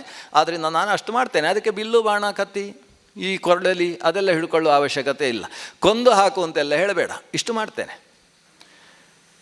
ಇವಳು ನೋಡಿ ಎಷ್ಟು ಈಗ ಜೋರಾಗಿದ್ದಾಳೆ. ಇಲ್ಲಿಯ ತನಕ ಅಂಬಾದೇವಿ ಅಂತೇಳಿದರೆ ನಿಜವಾಗಿ ಅಂಬಾದೇವಿ. ಈಗ ಅಂಬಾದೇವಿ ಹೇಳ್ತಾಳೆ, ಸ್ವಾಮಿ ನಾನು ಕೇಳಿದ್ದು ಕೊಡ್ತೇನೆ ಅಂತ ಹೇಳಿದ್ದೀರಿ, ಕೇಳಿದ್ದು ಕೊಡ್ತೇನೆ ಅಂತ ತಾವು ಹೇಳಿದ ಮೇಲೆ ತಪ್ಪುವುದಿಲ್ಲ ಅಂತ ಹೇಳಿ ಎಲ್ಲ ಲೋಕದಲ್ಲೂ ವಿಶ್ವಾಸ ಇದೆ. ಆ ವಿಶ್ವಾಸ ಹಾಳಾಗಬಾರ್ದು ಅಷ್ಟೇ. ನಾನು ಕೇಳಿ ಆಗಿದೆ, ಕೊಂದು ಕೊಡಿ ಅಂತ ಇಷ್ಟು ಕೇಳಿ ಆಗಿದೆ, ಕೊಡಬೇಕಾದ್ದು ನಿಮ್ಮ ಜವಾಬ್ದಾರಿ. ಇವನು ಹೇಳ್ತಾನೆ, ಸರಿ ನಾನು ಹಾಂ ಅಂತ ಹೇಳಿ ಆಯಿತು, ನಿನ್ನನ್ನು ನೋಡಿದಾಗ ನೀನು ಕೇಳಿದ್ದನ್ನು ಬೇಡ ಅಂತ ಹೇಳಬಾರ್ದು ಅಂತ ನನಗೆ ಅನಿಸಿದೆ. ಅದಕ್ಕೋಸ್ಕರ ಆತನನ್ನು ನಾನು ಮಾತಿನಿಂದ ನಿಯಂತ್ರಿಸ್ತೇನೆ. ನಿನ್ನನ್ನು ಸ್ವೀಕರಿಸುವ ಹಾಗೆ. ಯಾರಿಗೋಸ್ಕರ? ಅವನ ತಮ್ಮನಾದಂತಹ ಚಿತ್ರಾಂಗದನ ತಮ್ಮ ವಿಚಿತ್ರವೀರ್ಯ, ಅಂದರೆ ಭೀಷ್ಮಾಚಾರ್ಯರ ತಮ್ಮನಾದ ವಿಚಿತ್ರವೀರ್ಯನಿಗೆ ನಿನ್ನನ್ನು ಹೆಂಡತಿಯಾಗಿಸುವುದಕ್ಕೋಸ್ಕರ ಸ್ವೀಕಾರ ಮಾಡುವುದಕ್ಕೆ ನಾನು ಹೇಳ್ತೇನೆ. ಅವನು ನಾನು ಹೇಳಿದ ಮಾತು ಸ್ವೀಕರಿಸಲಿಲ್ಲ ಅಂತಾದರೆ ಕೊಂದಾದರೂ ಕೊಡ್ತೇನೆ, ಅದು ಮಾಡೋಣ. ನನ್ನ ಶಕ್ತಿ ಇರುವಷ್ಟರ ತನಕ ನಾನು ಸೋಲುವುದಿಲ್ಲ ಅನ್ನುವಲ್ಲಿಯ ತನಕ ಹೋರಾಡ್ತೇನೆ. ಇಷ್ಟು ಮಾತು ಹೇಳಿದರು. ಇವಳಿಗೆ ಸಮಾಧಾನ ಆಯಿತು. ಬನ್ನಿ ಅಂತೇಳಿ ಹೊರಟ್ರಂತೆ. ಈಕೆಯನ್ನು ಕರ್ಕೊಂಡು ಹೊರಟರು ಭೀಷ್ಮನ ಹತ್ರ. ಹಸ್ತಿನಾಪುರಕ್ಕೆ ಅಲ್ಲ, ಈ ಶಂತನು ರಾಜನಾಗಿರ್ತಕ್ಕಂತಹ ಪ್ರದೇಶ, ಈಗ ವಿಚಿತ್ರವೀರ್ಯ ಹಸ್ತಿನಾಪುರದ ಎಡಭಾಗ, ಅಲ್ಲಿಗೆ ಬಂದು ಇವರು ಕೂತಿದ್ದಾರೆ. ಭೀಷ್ಮನನ್ನು ಕರೆಸುವುದಕ್ಕೋಸ್ಕರ ದೂತರನ್ನು ಕಳಿಸಿದ್ದಾರೆ. ಭೀಷ್ಮರಿಗೆ ವಿಷಯ ಬಂತು, ಪರಶುರಾಮರು ಬಂದಿದ್ದಾರೆ ಅಂತ ಬಹಳ ಆನಂದದಿಂದ ಪಾದ ತೊಳೆಯುವುದಕ್ಕೆ ಬೇಕಾದ ರೀತಿಯ ಗುರು ಕಾಣಿಕೆಗಳನ್ನೆಲ್ಲ ಹಿಡ್ಕೊಂಡು ಬಂದ. ಪರಶುರಾಮರು ಹೇಳಿದರು, ಒಳಗೆ ಬರುವುದಿಲ್ಲ, ಇಲ್ಲೇ ಮಾತುಕತೆ. ನೋಡಿ, ಈ ಹುಡುಗಿಯನ್ನು ಕರ್ಕೊಂಡು ಬಂದಿದ್ದೇನೆ, ಪರಿಚಯ ಇದೆಯೋ ಅಂತ ಕೇಳಿದರು. ಪರಶುರಾಮರಿಗೆ ಕೈ ಮುಗಿದ. ತುಂಬ ಪರಿಚಿತಳು, ಪ್ರಸಂಗ ಹೀಗೀಗೆ, ಇದಕ್ಕಿಂತ ಬೇರೆ ರೀತಿ ತಮಗೇನಾದರೂ ಯಾವುದೋ ಹೇಳಬೇಡ, ನನಗೆಲ್ಲ ಗೊತ್ತು ಅಂತ ಹೇಳಿದರು ಪರಶುರಾಮರು. ಅವರ ಸಂವಾದವೇ ಭಾಳ ವಿಶಿಷ್ಟ. ನೀನೇನು ವಿವರಣೆ ಕೊಡಬೇಕಾದ ಅವಶ್ಯಕತೆ ಇಲ್ಲ. ನನಗೆ ಸಂಪೂರ್ಣ ಮಾಹಿತಿ ಅಕೃತವರ್ಣನಿಂದ ಬಂದಿದೆ ನೋಡಿ, ಜೊತೆಗೆ ಅಕೃತವರ್ಣನನ್ನು ಕರ್ಕೊಂಡು ಬಂದಿದ್ದೇನೆ. ಇವಳು ಕೂಡ ಸ್ಪಷ್ಟವಾದ ಮಾಹಿತಿಯನ್ನು ಕೊಟ್ಟಿದ್ದಾಳೆ. ಇವಳ ಅಜ್ಜನೂ ಕೂಡ ಮಾಹಿತಿಯನ್ನು ಕೊಟ್ಟಿದ್ದಾನೆ. ನನಗೆ ಸ್ಪಷ್ಟ ಗೊತ್ತಿದೆ. ನಾನು ನಿನ್ನಲ್ಲಿ ನಿರೂಪಿಸುವುದಿಷ್ಟು, ಈಕೆಯನ್ನು ಸ್ವೀಕರಿಸಬೇಕು. ಭೀಷ್ಮರು ಇವರನ್ನು ಕೆಳಗಿಂದ ಮೇಲಿನ ತನಕ ನೋಡ್ತಾರೆ ಗುರುಗಳನ್ನು. ಗುರುಗಳೇ, ಮೊದಲು ಎಲ್ಲ ಉಪಚಾರಗಳನ್ನು ಸ್ವೀಕಾರ ಮಾಡಿ ಆಮೇಲೆ ಈ ವಿಷಯದಲ್ಲಿ ಮಾತಾಡುವ. ಯಾಕಂದರೆ ಗುರುಗಳು ಹೇಳಿದಾಗ ಆಗುವುದಿಲ್ಲ ಅಂತ ಹೇಳಬಾರ್ದಲ್ವಾ. ಬಾಢಮಿತ್ಯೇವ ತದ್ಬ್ರೂಯಾತ್, ಆಗಬಹುದು ಅಂತ ಮೊದಲು ಹೇಳಬೇಕು. ಆಮೇಲೆ ವಿಮರ್ಶೆ ಮಾಡಿ, ಗುರುಗಳ ಹತ್ರವೇ ಸ್ವಲ್ಪ ವಿಮರ್ಶೆ ಮಾಡಿ, ಅವರೇ ಬೇಡಪ್ಪ ಇವಳು ನಿನಗೆ ಬೇಡ ಬಿಡು, ನೋಡು ಅವಳಿಗೆ ಏನಾದರೂ ಬೇರೆ ವ್ಯವಸ್ಥೆ ಮಾಡುವ ಅಂತ ಹೀಗೆ ಅವರ ಬಾಯಿಂದಲೇ ತರಿಸಬೇಕು. ಅದಕ್ಕೋಸ್ಕರ ಈಗ ಮೊದಲು ತಾವು ಉಪಚಾರ ಎಲ್ಲ ಸ್ವೀಕಾರ ಮಾಡಿ ಆಮೇಲೆ ಅದರ ಬಗ್ಗೆ ಆಮೇಲೆ ವಿಮರ್ಶೆ ಮಾಡುವ. ಪರಶುರಾಮರು ಸಿದ್ಧವೇ ಇಲ್ಲ. ನೀನು ಇವಳನ್ನು ಸ್ವೀಕರಿಸಲಿಕ್ಕೆ ಆಗುವುದಿಲ್ಲ ಅಂತ ಏನಾದರೂ ಹೇಳುವುದಾದರೆ ನಾನು ನಿನ್ನನ್ನು ಬಗ್ಗಿಸಿ ಈಕೆಯನ್ನು ಸ್ವೀಕಾರ ಮಾಡುವ ಹಾಗೆ ಮಾಡ್ತೇನೆ ಅಂತ ಹೇಳಿದರು. ಭೀಷ್ಮಾಚಾರ್ಯರಿಗೆ ಒಂದು ಸ್ವಲ್ಪ ಸಂಕೀರ್ಣ ಉಂಟಾಯಿತು. ಇದೇನು ಇವಳನ್ನು ಸ್ವೀಕರಿಸಬೇಕು ಅಂತೇಳಿದರೆ ನಾನು ಹೆಂಡತಿಯನ್ನಾಗಿ ಸ್ವೀಕರಿಸಬೇಕು ಅಂತ ಹೇಳ್ತಾ ಇದ್ದಾರೋ, ಅಥವಾ ನಾನು ನನ್ನ ತಮ್ಮನಿಗೆ ಅವರಿಬ್ಬರನ್ನು ಮದುವೆ ಮಾಡಿಕೊಟ್ಟ ಹಾಗೆ ಮದುವೆ ಮಾಡಿಕೊಡಬೇಕು ಅಂತ ಹೇಳ್ತಾ ಇದ್ದಾರೋ ಏನೂ ಅಂತ ಅರ್ಥ ಆಗಲಿಲ್ಲ. ಪ್ರಶ್ನಿಸಿದ, ಸ್ವೀಕರಿಸಬೇಕು ಅಂದರೆ ಹೇಗೆ ಸ್ವಾಮಿ? ನೀನು ಸ್ವೀಕರಿಸಬೇಕು ಅಂದರೆ ಮನೆಯ ದಾಸಿಯಾಗಿ ಆದರೂ ತೊಂದರೆ ಇಲ್ಲ, ಅದು ಯಾವ ದೃಷ್ಟಿಯಿಂದಾದರೂ ಸರಿ. ಒಟ್ಟು ಈಕೆ ತಾನು ಈಗ ಪತಿವರ್ಜಿತಳಾಗಿ ಜೀವನದಲ್ಲಿ ಪತಿಲೋಕವೇ ಇಲ್ಲ ಅನ್ನುವ ಸ್ಥಿತಿಯಲ್ಲಿ, ಅಲ್ಲೂ ಇಲ್ಲ ಇಲ್ಲೂ ಇಲ್ಲ ಅನ್ನುವ ಸ್ಥಿತಿಯಲ್ಲಿ ಓಲಾಡುವ ಸ್ಥಿತಿ ಬಂದಿದೆ. ಯಾವ ಹೆಣ್ಣಿಗೂ ಇಂತಹ ಸ್ಥಿತಿ ಬರಬಾರ್ದು. ಹೆಣ್ಣು ತಪ್ಪು ಮಾಡ್ಬೋದು. ತಪ್ಪು ಮಾಡಿದ ಹೆಣ್ಣನ್ನು ದಾರಿಯಲ್ಲಿ ಹಾಕುವಂಥದ್ದು ತಪ್ಪು. ಆಕೆಗೆ ಒಂದು ಆಶ್ರಯ ಬೇಕು. ನಸ್ತ್ರೀ ಸ್ವಾತಂತ್ರ್ಯ ಮರ್ಹತಿ ಅಂತೇಳಿ ಮನು ಹೇಳ್ತಾನೆ. ತುಂಬ ಗಲಾಟೆ. ನಾಳೆ ಈ ವಿಷಯ ಪೇಪರಿಗೆ ಹೋದರೆ ಇನ್ನೊಂದು ಗಲಾಟೆ ಶುರುವಾಗ್ತದೆ. ಮನು ಹೇಳುವಂತಹ ನಸ್ತ್ರೀ ಸ್ವಾತಂತ್ರ್ಯ ಮರ್ಹತಿ ಅನ್ನೋದರ ತಾತ್ಪರ್ಯ ಏನಿದೆ ಅಂತ ಇದ್ದರೆ, ಹೆಣ್ಣಿಗೆ ಆಧಾರವಿಲ್ಲದೆ ಇರಬಾರ್ದು.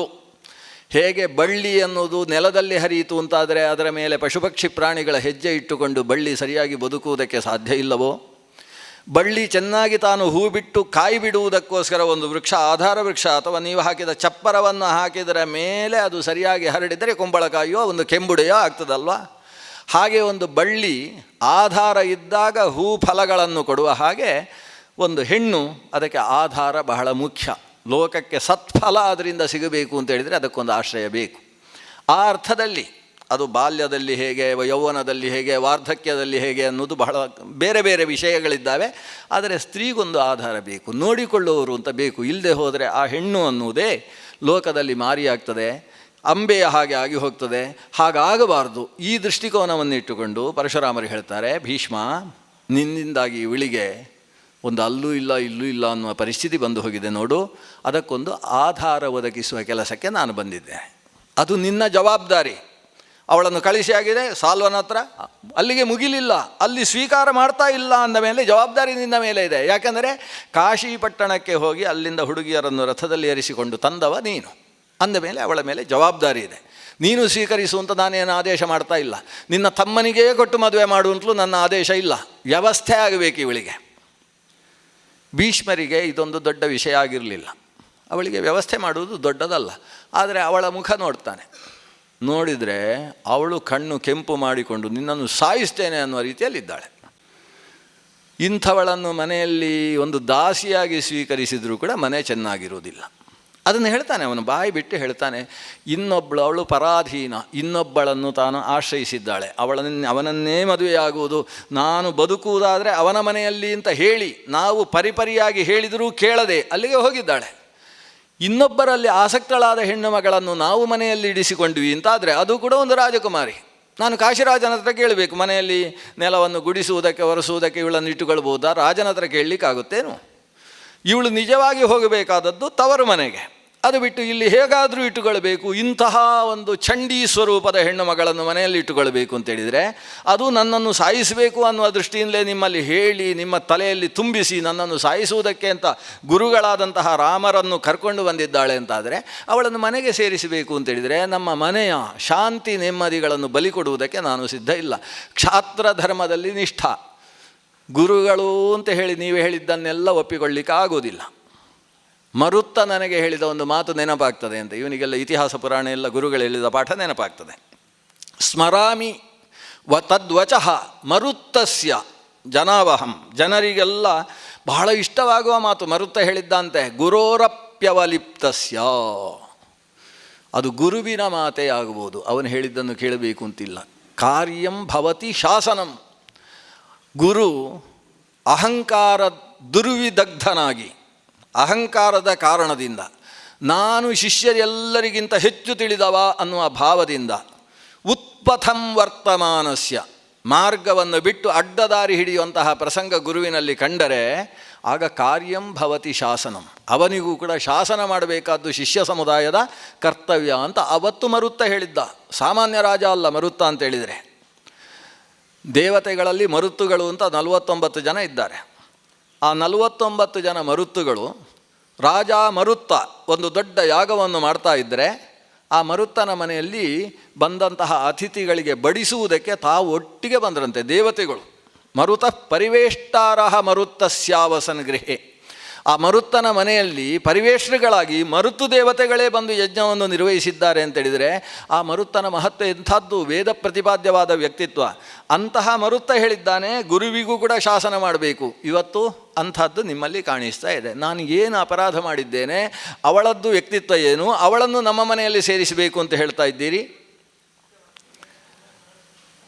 ಒಂದು ವೇಳೆ ನೀನೇ ಮದುವೆ ಆಗಬೇಕು ಅಂತ ಹೇಳಿದ್ದಿದ್ರೆ ಇನ್ನೆಷ್ಟು ಗಲಾಟೆ ಆಗ್ತಿತ್ತು ಯೋಚನೆ ಮಾಡಿ. ಮನೆಗೆ ಸೇರಿಸಿ ಅಂತ ಹೇಳುವುದಕ್ಕೆ ಭೀಷ್ಮಾಚಾರ್ಯ ಒಪ್ಪುವುದಕ್ಕೆ ಸಿದ್ಧ ಇಲ್ಲ. ಪರಶುರಾಮರು ಹೇಳಿದರು, ಹಾಗಾದರೆ ನಿನ್ನ ತಲೆ ತೆಗಿಬೇಕಾಗ್ತದೆ. ನಾನು ಅವಳಿಗೆ ಹಾಗೆ ಮಾತು ಕೊಟ್ಟಿದ್ದೇನೆ, ಹೋರಾಡಿ ನಿನ್ನನ್ನು ಸಾಯಿಸಿಯಾದರೂ ವ್ಯವಸ್ಥೆ ಮಾಡ್ತೇನೆ ಅಂತ ಹೇಳಿದ್ದೇನೆ. ಅವಳಿಗೆ ನೀನು ಅವಳನ್ನು ರಕ್ಷಿಸುವುದಿಲ್ಲ, ಮನೆಗೆ ಸೇರಿಸಿಕೊಳ್ಳುವುದಿಲ್ಲ ಅಂತ ಹೇಳಿದರೆ ಆವಾಗ ನಿನ್ನನ್ನು ಮುಗಿಸುವುದು ನನ್ನ ಜವಾಬ್ದಾರಿ, ಯುದ್ಧ ಮಾಡೋಣ ಬಾ ಅಂತ ಹೇಳ್ತಾರೆ. ಪರಶುರಾಮರು ಸಿದ್ಧ. ಎಲ್ಲಿ ಇಂಥ ಜಾಗ ನೀವು ಹೇಳಬೇಕು, ಎಲ್ಲಿ ಯುದ್ಧ ಮಾಡುವುದು ಜಾಗ ಬೇಕು ನಮಗೆ. ಅದಕ್ಕೆ ಕುರುಕ್ಷೇತ್ರ ಆಗ್ಬೋದು ಅಂತ ತೀರ್ಮಾನ ಆಯಿತು. ಸರಿ, ನಾಳೆ ಬೆಳಿಗ್ಗೆ ಸೂರ್ಯೋದಯಕ್ಕೆ ಸೂರ್ಯೋದಯಕ್ಕಿಲ್ಲ, ನಮ್ಮ ಅನುಷ್ಠಾನ ಸ್ವಲ್ಪ ಜಾಸ್ತಿ, 9 ಗಂಟೆಗೆ ಶುರು ಮಾಡುವ ಅಂತ ಹೇಳಿದರು. ಸೂರ್ಯೋದಯ ಆಗಿ 6 ಗಳಿಗೆ ದಾಟಬೇಕಂತೆ. ಸುಮಾರು 6:30ಗೆ ಸೂರ್ಯೋದಯ ಅಂದರೆ 9 ಗಂಟೆ. 6 ಗಳಿಗೆ ಅದಕ್ಕೆ ಪ್ರಾತಃ ಕಾಲ ಅಂತ ಹೆಸರು. ಸೂರ್ಯೋದಯದಿಂದ 6 ಗಳಿಗೆಯ ಕಾಲ ಅಂದರೆ ಸುಮಾರು 2 ಗಂಟೆಯ 5 ಗಳಿಗೆ ಅಂದರೆ 2 ಗಂಟೆ ಆಗ್ತದೆ. 6 ಗಳಿಗೆ ಅಂದರೆ 2 ಗಂಟೆ 24 ನಿಮಿಷ, 2.5 ಗಂಟೆ ಅಂತ ಇಟ್ಟುಕೊಳ್ಳಿ. ಸೂರ್ಯೋದಯ ಆದಮೇಲೆ 2.5 ಗಂಟೆ ಪ್ರಾತಃ ಕಾಲ, ಆಮೇಲೆ 2.5 ಗಂಟೆ ಸಂಗಮ ಕಾಲ, ಆಮೇಲೆ 2.5 ಮಧ್ಯಾಹ್ನ ಕಾಲ, ಮತ್ತೆ 2.5 ಗಂಟೆ ಅಪರಾಹ್ನ ಕಾಲ, ಕೊನೆಗೆ 2.5 ಗಂಟೆ ಸಾಯಾಹ್ನ. ಹೀಗೆ ಪ್ರಾತಃ ಸಂಗಮ ಮಧ್ಯಾಹ್ನ ಅಪರಾಹ್ನ ಸಾಯಾಹ್ನ ಅಂತ ಹಗಲಿನಲ್ಲಿ 5 ಭಾಗಗಳು. ಅದರಲ್ಲಿ ಪ್ರಾತಃ ಕಾಲ ಅಂತೇನಿದೆ, ಸೂರ್ಯೋದಯಾನಂತರದ ಕಾಲ, ಅದು ನಾನು ಸೂರ್ಯೋದಯಕ್ಕಿಂತ ಮುಂಚಿನ ಉಷಕ್ಕಾಲದಲ್ಲಿ ಪ್ರಾರಂಭಿಸಿದ ಅನುಷ್ಠಾನಗಳನ್ನು ಮುಗಿಸುವುದಕ್ಕೆ ಅಷ್ಟು ಹೊತ್ತು ಬೇಕು. ಅನುಷ್ಠಾನ ಎಲ್ಲ ಮುಗಿದ ಮೇಲೆ ಯುದ್ಧ. ಬೆಳಗ್ಗೆ ಸಂಗವ ಕಾಲಕ್ಕೆ ಸರಿಯಾಗಿ, ಸಂಗವ ಅಂತ ಯಾಕೆ ಅದಕ್ಕೆ ಹೆಸರು, ಗೋವುಗಳೆಲ್ಲ ಹಟ್ಟಿಯಿಂದ ಹೊರಡುವ ಸಂಗವ. ಸಂಗತಾಹ ಗಾವಃ ಶಾದ್ವಲೇಶು ಇತಿ ಸಂಗವ. ಶಾದ್ವಲ ಅಂದರೆ ಹುಲ್ಲುಗಾವಲು. ಹುಲ್ಲುಗಾವಲಿನಲ್ಲಿ ಗೋವುಗಳೆಲ್ಲ ಸೇರುವಂತಹ ಕಾಲ ಆದ್ದರಿಂದ ಅದಕ್ಕೆ ಸಂಗವ ಕಾಲ ಅಂತ ಹೆಸರು. ಆ ಸಂಗವ ಕಾಲದಲ್ಲಿ ಹೋರಾಟಕ್ಕೆ ಸಿದ್ಧ. ನಾಳೆ ಬಾ, ನೋಡಿಕೊಳ್ತೇನೆ ನಾನು ಅಂತೇಳಿದರು ಪರಶುರಾಮರು. ಭೀಷ್ಮರು ಗುರುಗಳಿಗೆ ನಮಸ್ಕಾರ ಮಾಡಿ ನಾಳೆಯಿಂದ ಯುದ್ಧ. ಈ ವಿಷಯ ಊರಲ್ಲೆಲ್ಲ ಸುದ್ದಿ ಆಯ್ತಂತೆ. ಪರಶುರಾಮರಿಗೂ ಭೀಷ್ಮಾಚಾರ್ಯರಿಗೂ ಯುದ್ಧ ಕುರುಕ್ಷೇತ್ರದಲ್ಲಿ. ಮೊದಲು ಈ ವಿಷಯ ಪ್ರಸಾರ ಆದದ್ದು ದೇವಲೋಕದಲ್ಲಿ. ನಾರದರು ಪ್ರಸಾರಕರು, ಎಲ್ಲ ಈ ವಿಷಯಗಳನ್ನೆಲ್ಲ ಬೇಗ ಬೇಗ ಪ್ರಸಾರ ಮಾಡುವವರು ನಾರದರು. ಅಲ್ಲೆಲ್ಲ ಪ್ರಸರಣ ಆದದ್ದಕ್ಕೋಸ್ಕರ ಭೀಷ್ಮರ ಮತ್ತು ಪರಶುರಾಮರ ಯುದ್ಧ ನೋಡುವುದಕ್ಕೆ ಸಮಗ್ರ ದೇವತಾ ಗಣನ ಆಕಾಶದಲ್ಲಿ ಬಂದು ಸೇರಿಬಿಟ್ಟಿದೆ. ದೇವತೆಗಳು ಮಾತ್ರ ಅಲ್ಲ, ಸಾಧ್ಯರು, ಸಿದ್ಧರು, ಕಿನ್ನರರು, ಕಿಂಪುರುಷರು, ವಿದ್ಯಾಧರರು, ದೇವಯೋನಿಗಳು ಅಂತ ಏನೇನಿದೆ ಎಲ್ಲ ದೇವಯೋನಿಗಳು ಕೂಡ ಸೇರಿದ್ದಾರಂತೆ. ನೋಡಬೇಕು ಇವರಿಬ್ಬರ ಯುದ್ಧ ಅಂತ. ಪರಶುರಾಮರಿಗೆ ಭಾರಿ ಖುಷಿ, ನಮ್ಮ ಯುದ್ಧ ಕೌಶಲವನ್ನೆಲ್ಲ ಒಂದು ಸಲ ಪ್ರದರ್ಶನ ಮಾಡುವುದಕ್ಕೆ ಅವಕಾಶ. ಭೀಷ್ಮನದ್ದೆಷ್ಟಿದೆ, ನನ್ನ ಶಿಷ್ಯನದ್ದೆಷ್ಟು ಅಂತ ನೋಡುವುದಕ್ಕೆ ಇನ್ನೊಂದು ಅವಕಾಶ. ಇದನ್ನು ಚೆನ್ನಾಗಿ ಉಪಯೋಗಿಸಬೇಕು ಅಂತ ಪರಶುರಾಮರು ತೀರ್ಮಾನಿಸಿದ್ದಾರೆ. ಊರಿನಲ್ಲೆಲ್ಲ ಪ್ರಸಾರವಾಯಿತು. ಭೀಷ್ಮಾಚಾರ್ಯರ ಯುದ್ಧ ನೋಡುವುದಕ್ಕೋಸ್ಕರ ಭೀಷ್ಮಾಚಾರ್ಯರ ಇಡೀ ಸಮುದಾಯ, ಅಂದರೆ ಎಲ್ಲಿ ಬಾಕ್ಲಿಕ ರಾಜನಿಂದ ಹಿಡ್ಕೊಂಡು ಅವರ ವಂಶ, ದೇವಾಪಿಯಿಂದ ಪ್ರಾರಂಭವಾದ ಏನು ಅವರ ವಂಶಾವಳಿ ಇದೆ, ಆ ವಂಶದ ಜನ ಸುಮಾರು ಒಂದು 300-400 ಜನ ಇದ್ದಾರೆ. ಆ ವಂಶದವರು ಅಷ್ಟೂ ಜನರು ಕೂಡ ಯುದ್ಧ ನೋಡುವುದಕ್ಕೆ ಸೇರಿದ್ದಾರೆ. ಅಷ್ಟೇ ಅಲ್ಲ, ಹಸ್ತಿನಪುರದ ಅಂತಃಪುರದ ಸಮುದಾಯವೂ ಕೂಡ ಬಂದಿದೆ ಅಂತ ಯುದ್ಧ ನೋಡುವುದಕ್ಕೆ. ಬಹುಶಃ ಅಂಬಿಕೆಯರು ಕೂಡ ಬಂದಿರ್ತಾರೆ ಯುದ್ಧ ನೋಡುವುದಕ್ಕೆ. ಅಂಥ ದೊಡ್ಡ ಯುದ್ಧ. ಬೆಳಗ್ಗಿನ ಅನುಷ್ಠಾನ ಮುಗಿಸಿದ ಪರಶುರಾಮರು ಬಂದರು. ಎಲ್ಲ ಮೈಯಲ್ಲಿ ನಾಮ ಹಾಕ್ಕೊಂಡಿದ್ದಾರೆ, ಕೈಯಲ್ಲಿ ಬಿಲ್ಲು ಹಿಡ್ಕೊಂಡಿದ್ದಾರೆ. ನೋಡುವುದಕ್ಕೆ ಇವರು ಯುದ್ಧಕ್ಕೆ ಬಂದಿದ್ದಾರೋ ಅಥವಾ ಎಲ್ಲಿಯಾದರೂ ಪೌರೋಹಿತ್ಯಾದಿ ವಿಧಾನಕ್ಕೆ ಬಂದಿದ್ದಾರೋ ಅಂತ ಗೊತ್ತಾಗೋದಿಲ್ಲ. ಹಾಗೆ ಬಂದಿದ್ದಾರೆ ಪರಶುರಾಮರು. ಭೀಷ್ಮಾಚಾರ್ಯರಂತೂ ಎಲ್ಲೆಲ್ಲಿ ಕವಚ ಹಾಕಬೇಕು ಹೇಳ್ತಾರೆ ಅವರಿಗೆ. ಹೃದಯ ಕವಸು, ಪಾದಗವಸು, ಅಂಗುಲಿತ್ರಾಣ, ಬಾಣ ಎಳಿಬೇಕಾದರೆ ಬೆರಳಿಗೆ ಪೆಟ್ಟಾಗಬಾರ್ದು, ಅಂಗುಲಿತ್ರಾಣಗಳು, ಎರಡೂ ಕಡೆಯಲ್ಲೂ ಹಚ್ಚಿರತಕ್ಕಂತಹ ತೂಣೀರ ಕವಚ, ಹಿಂದೆ ಹಾಕಿಕೊಂಡಿರತಕ್ಕಂತಹ ಬತ್ತಳಿಕೆಗೆ ಸಂಬಂಧಪಟ್ಟ ಮೇಲ್ಭಾಗದ ಕವಚ, ಬತ್ತಳಿಕೆ ಪುಡಿಯಾಗಿ ಇಲ್ಲಿಂದ ತುಂಡಾಗಿ ಹೋಗಬಾರ್ದು ಅಂತ ಹೇಳುವುದಕ್ಕೋಸ್ಕರ ಇರತಕ್ಕಂತಹ ಕವಚಗಳು. ತಲೆಯಲ್ಲೂ ಕೂಡ ಕವಚದ ಮೇಲೆ ಕಿರೀಟ, ಚಿಕ್ಕ ಕಿರೀಟ ಅಂತೆ. ದೊಡ್ಡ ಕಿರೀಟ ಹಾಕ್ಕೊಂಡು ಹೋರಾಡುವಾಗ ರಗಳೆ ಆಗ್ತದೆ. ಬೈಕಲ್ಲಿ ಹೋಗುವಾಗಲೇ ಶಿರಸ್ತ್ರಾಣ ಹಾಕ್ಕೊಂಡ್ರೆ ಕಷ್ಟ ಆಗುತ್ತೆ. ಇನ್ನು ಇದು ಯುದ್ಧದಲ್ಲಿ ಇನ್ನು ಬಹಳ ದೊಡ್ಡ ಶಿರಸ್ತ್ರಾಣವನ್ನು ಹಾಕಿಕೊಂಡು ಶಿರಸ್ಸಿಗೊಂದು ಅಲಂಕಾರ ಇವೆಲ್ಲ ಮಾಡಿಕೊಂಡು ಕಣ್ಣಿನ ಮೇಲ್ಭಾಗಕ್ಕೆ ತನ್ನ ಹಣೆಗೆ ಬಾಣಗಳು ಬೀಳದೇ ಇರುವುದಕ್ಕೋಸ್ಕರ ಅಲ್ಲಿಂದ ಜಾರಿ ಬಿಟ್ಟಿರತಕ್ಕಂತಹ ಕಬ್ಬಿಣದ ಉಕ್ಕಿನ ಜಲ್ಲರಿಗಳು ಇವೆಲ್ಲವನ್ನೂ ಕೂಡ ಹಾಕಿಕೊಂಡು ಯುದ್ಧಕ್ಕೆ ಸನ್ನದ್ಧರಾಗಿ ರಥಾರೂಢರಾಗಿ ಬಂದಿದ್ದಾರೆ ಭೀಷ್ಮಾಚಾರ್ಯರು. ಪರಶುರಾಮಾಚಾರ್ಯರು ಬಿಲ್ಲು ಹಿಡ್ಕೊಂಡು ದರ್ಬೆ ಹಿಡ್ಕೊಂಡು ಬಂದಿದ್ದಾರೆ ಯುದ್ಧಕ್ಕೆ. ಭೀಷ್ಮರು ಪರಶುರಾಮರನ್ನು ಕಂಡ ಕೂಡಲೇ ಆ ಕುರುಕ್ಷೇತ್ರದ ಧರ್ಮಕ್ಷೇತ್ರದಲ್ಲಿ ಇಳಿದು ಬಂದು ಪಾದಕ್ಕೆ ನಮಸ್ಕಾರ ಮಾಡಿದರು. ನಮಸ್ಕಾರ ಮಾಡಿದಾಗ ಪರಶುರಾಮರು ಎತ್ತಿ ಆಲಿಂಗನ ಮಾಡಿಕೊಂಡ್ರು. ಇವರು ಯುದ್ಧ ಮಾಡಲಿಕ್ಕೆ ಬಂದದ್ದೋ ಏನು ಅಂತಲೇ ಅರ್ಥ ಆಗೋದಿಲ್ಲ. ನೋಡಿ, ಯುದ್ಧ ಅಂದರೆ ಹೇಗಿದೆ ಇವರದ್ದು. ಆಲಿಂಗನ ಮಾಡಿಕೊಳ್ತಾರೆ. ಆಲಿಂಗನ ಮಾಡಿಕೊಂಡಾಗ ಭೀಷ್ಮರು ಕೇಳಿದರು, ಯುದ್ಧ ಪ್ರಾರಂಭ ಮಾಡೋಣ ಅಂತ ಹೇಳಿದರು. ಸುಟ್ಟು ಹಾಕಿಬಿಡ್ತೇನೆ ಅಂತ ಸಿಟ್ಟು ಮಾಡಿಕೊಂಡು, ಸುಟ್ಟು ಹಾಕಿಬಿಡ್ತೇನೆ ಯುದ್ಧದಲ್ಲಿ ಅಂದರೆ ಪರಶುರಾಮರು ಹೇಳಿದರು. ಭೀಷ್ಮಾಚಾರ್ಯ ಹೇಳಿದ, ನೀವು ಕ್ಷತ್ರಿಯರನ್ನು, ನಮ್ಮ ಹಿರಿಯರನ್ನೆಲ್ಲ ಸಾಯಿಸಿ ಕೊನೆಗೆ ನಿಮ್ಮ ಅಸ್ತ್ರವನ್ನು ತೊಳೆಯುವುದಕ್ಕೆ ಉಪಯೋಗ ಮಾಡಿದ ಜಾಗ ಇದು, ಶಮಂತ ಪಂಚಕದ ಕ್ಷೇತ್ರ. ಯಾವ ಕ್ಷೇತ್ರದಲ್ಲಿ ನೀವು ನಿಮ್ಮ ಅಸ್ತ್ರಗಳನ್ನೆಲ್ಲ ತೊಳೆದಿದ್ದೀರೋ, ನಮ್ಮ ಹಿರಿಯರ ತರ್ಪಣವನ್ನೆಲ್ಲ ಕೊಡುವುದಕ್ಕೆ ಬೇಕಾಗುವ ಹಾಗೆ ಅವರ ರಕ್ತದ ಪಾತ ಮಾಡಿದ್ದೀರೋ, ಆ ಜಾಗದಲ್ಲಿ ನಿಮ್ಮನ್ನು ನೆಲಕ್ಕೆ ಒರಗಿಸಿಬಿಡ್ತೇನೆ ಅಂತ ಇವ್ರದ್ದು ಪೌರುಷದ ಮಾತು ಶುರುವಾಯಿತು. ಇವರು ಶುರು ಮಾಡಿದರು, ನೀನು ನೋಡಿ ಪಕ್ಕದಲ್ಲಿ ಭಾಗೀರಥಿ ಹರಿತಾ ಇದ್ದಾಳೆ. ಕುರುಕ್ಷೇತ್ರ ಅಂದರೆ ಸಾಮಾನ್ಯ ಅಲ್ಲ.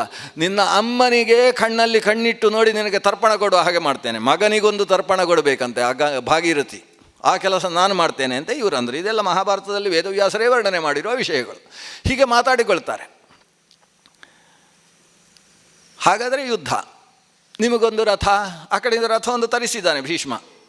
ಪರಶುರಾಮರು ಹೇಳ್ತಾರೆ, ನನಗೆ ರಥ ಬೇಡ, ನನಗೆ ಭೂಮಿಯೇ ರಥ, ಧರಾರಥ, ಭೂಮಿಯೇ ನನ್ನ ರಥ. ಆಮೇಲೆ ಒಬ್ಬ ಸಾರಥಿ ಕುದುರೆ ಬೇಕಲ್ವಾ. ವೇದಾಹ ಸದಶ್ವಾಹ, ಶ್ರೇಷ್ಠವಾದ ಕುದುರೆಗಳು ಅಂದರೆ 4 ವೇದಗಳು, 4 ವೇದಗಳೇ ನನ್ನ 4 ಕುದುರೆಗಳು.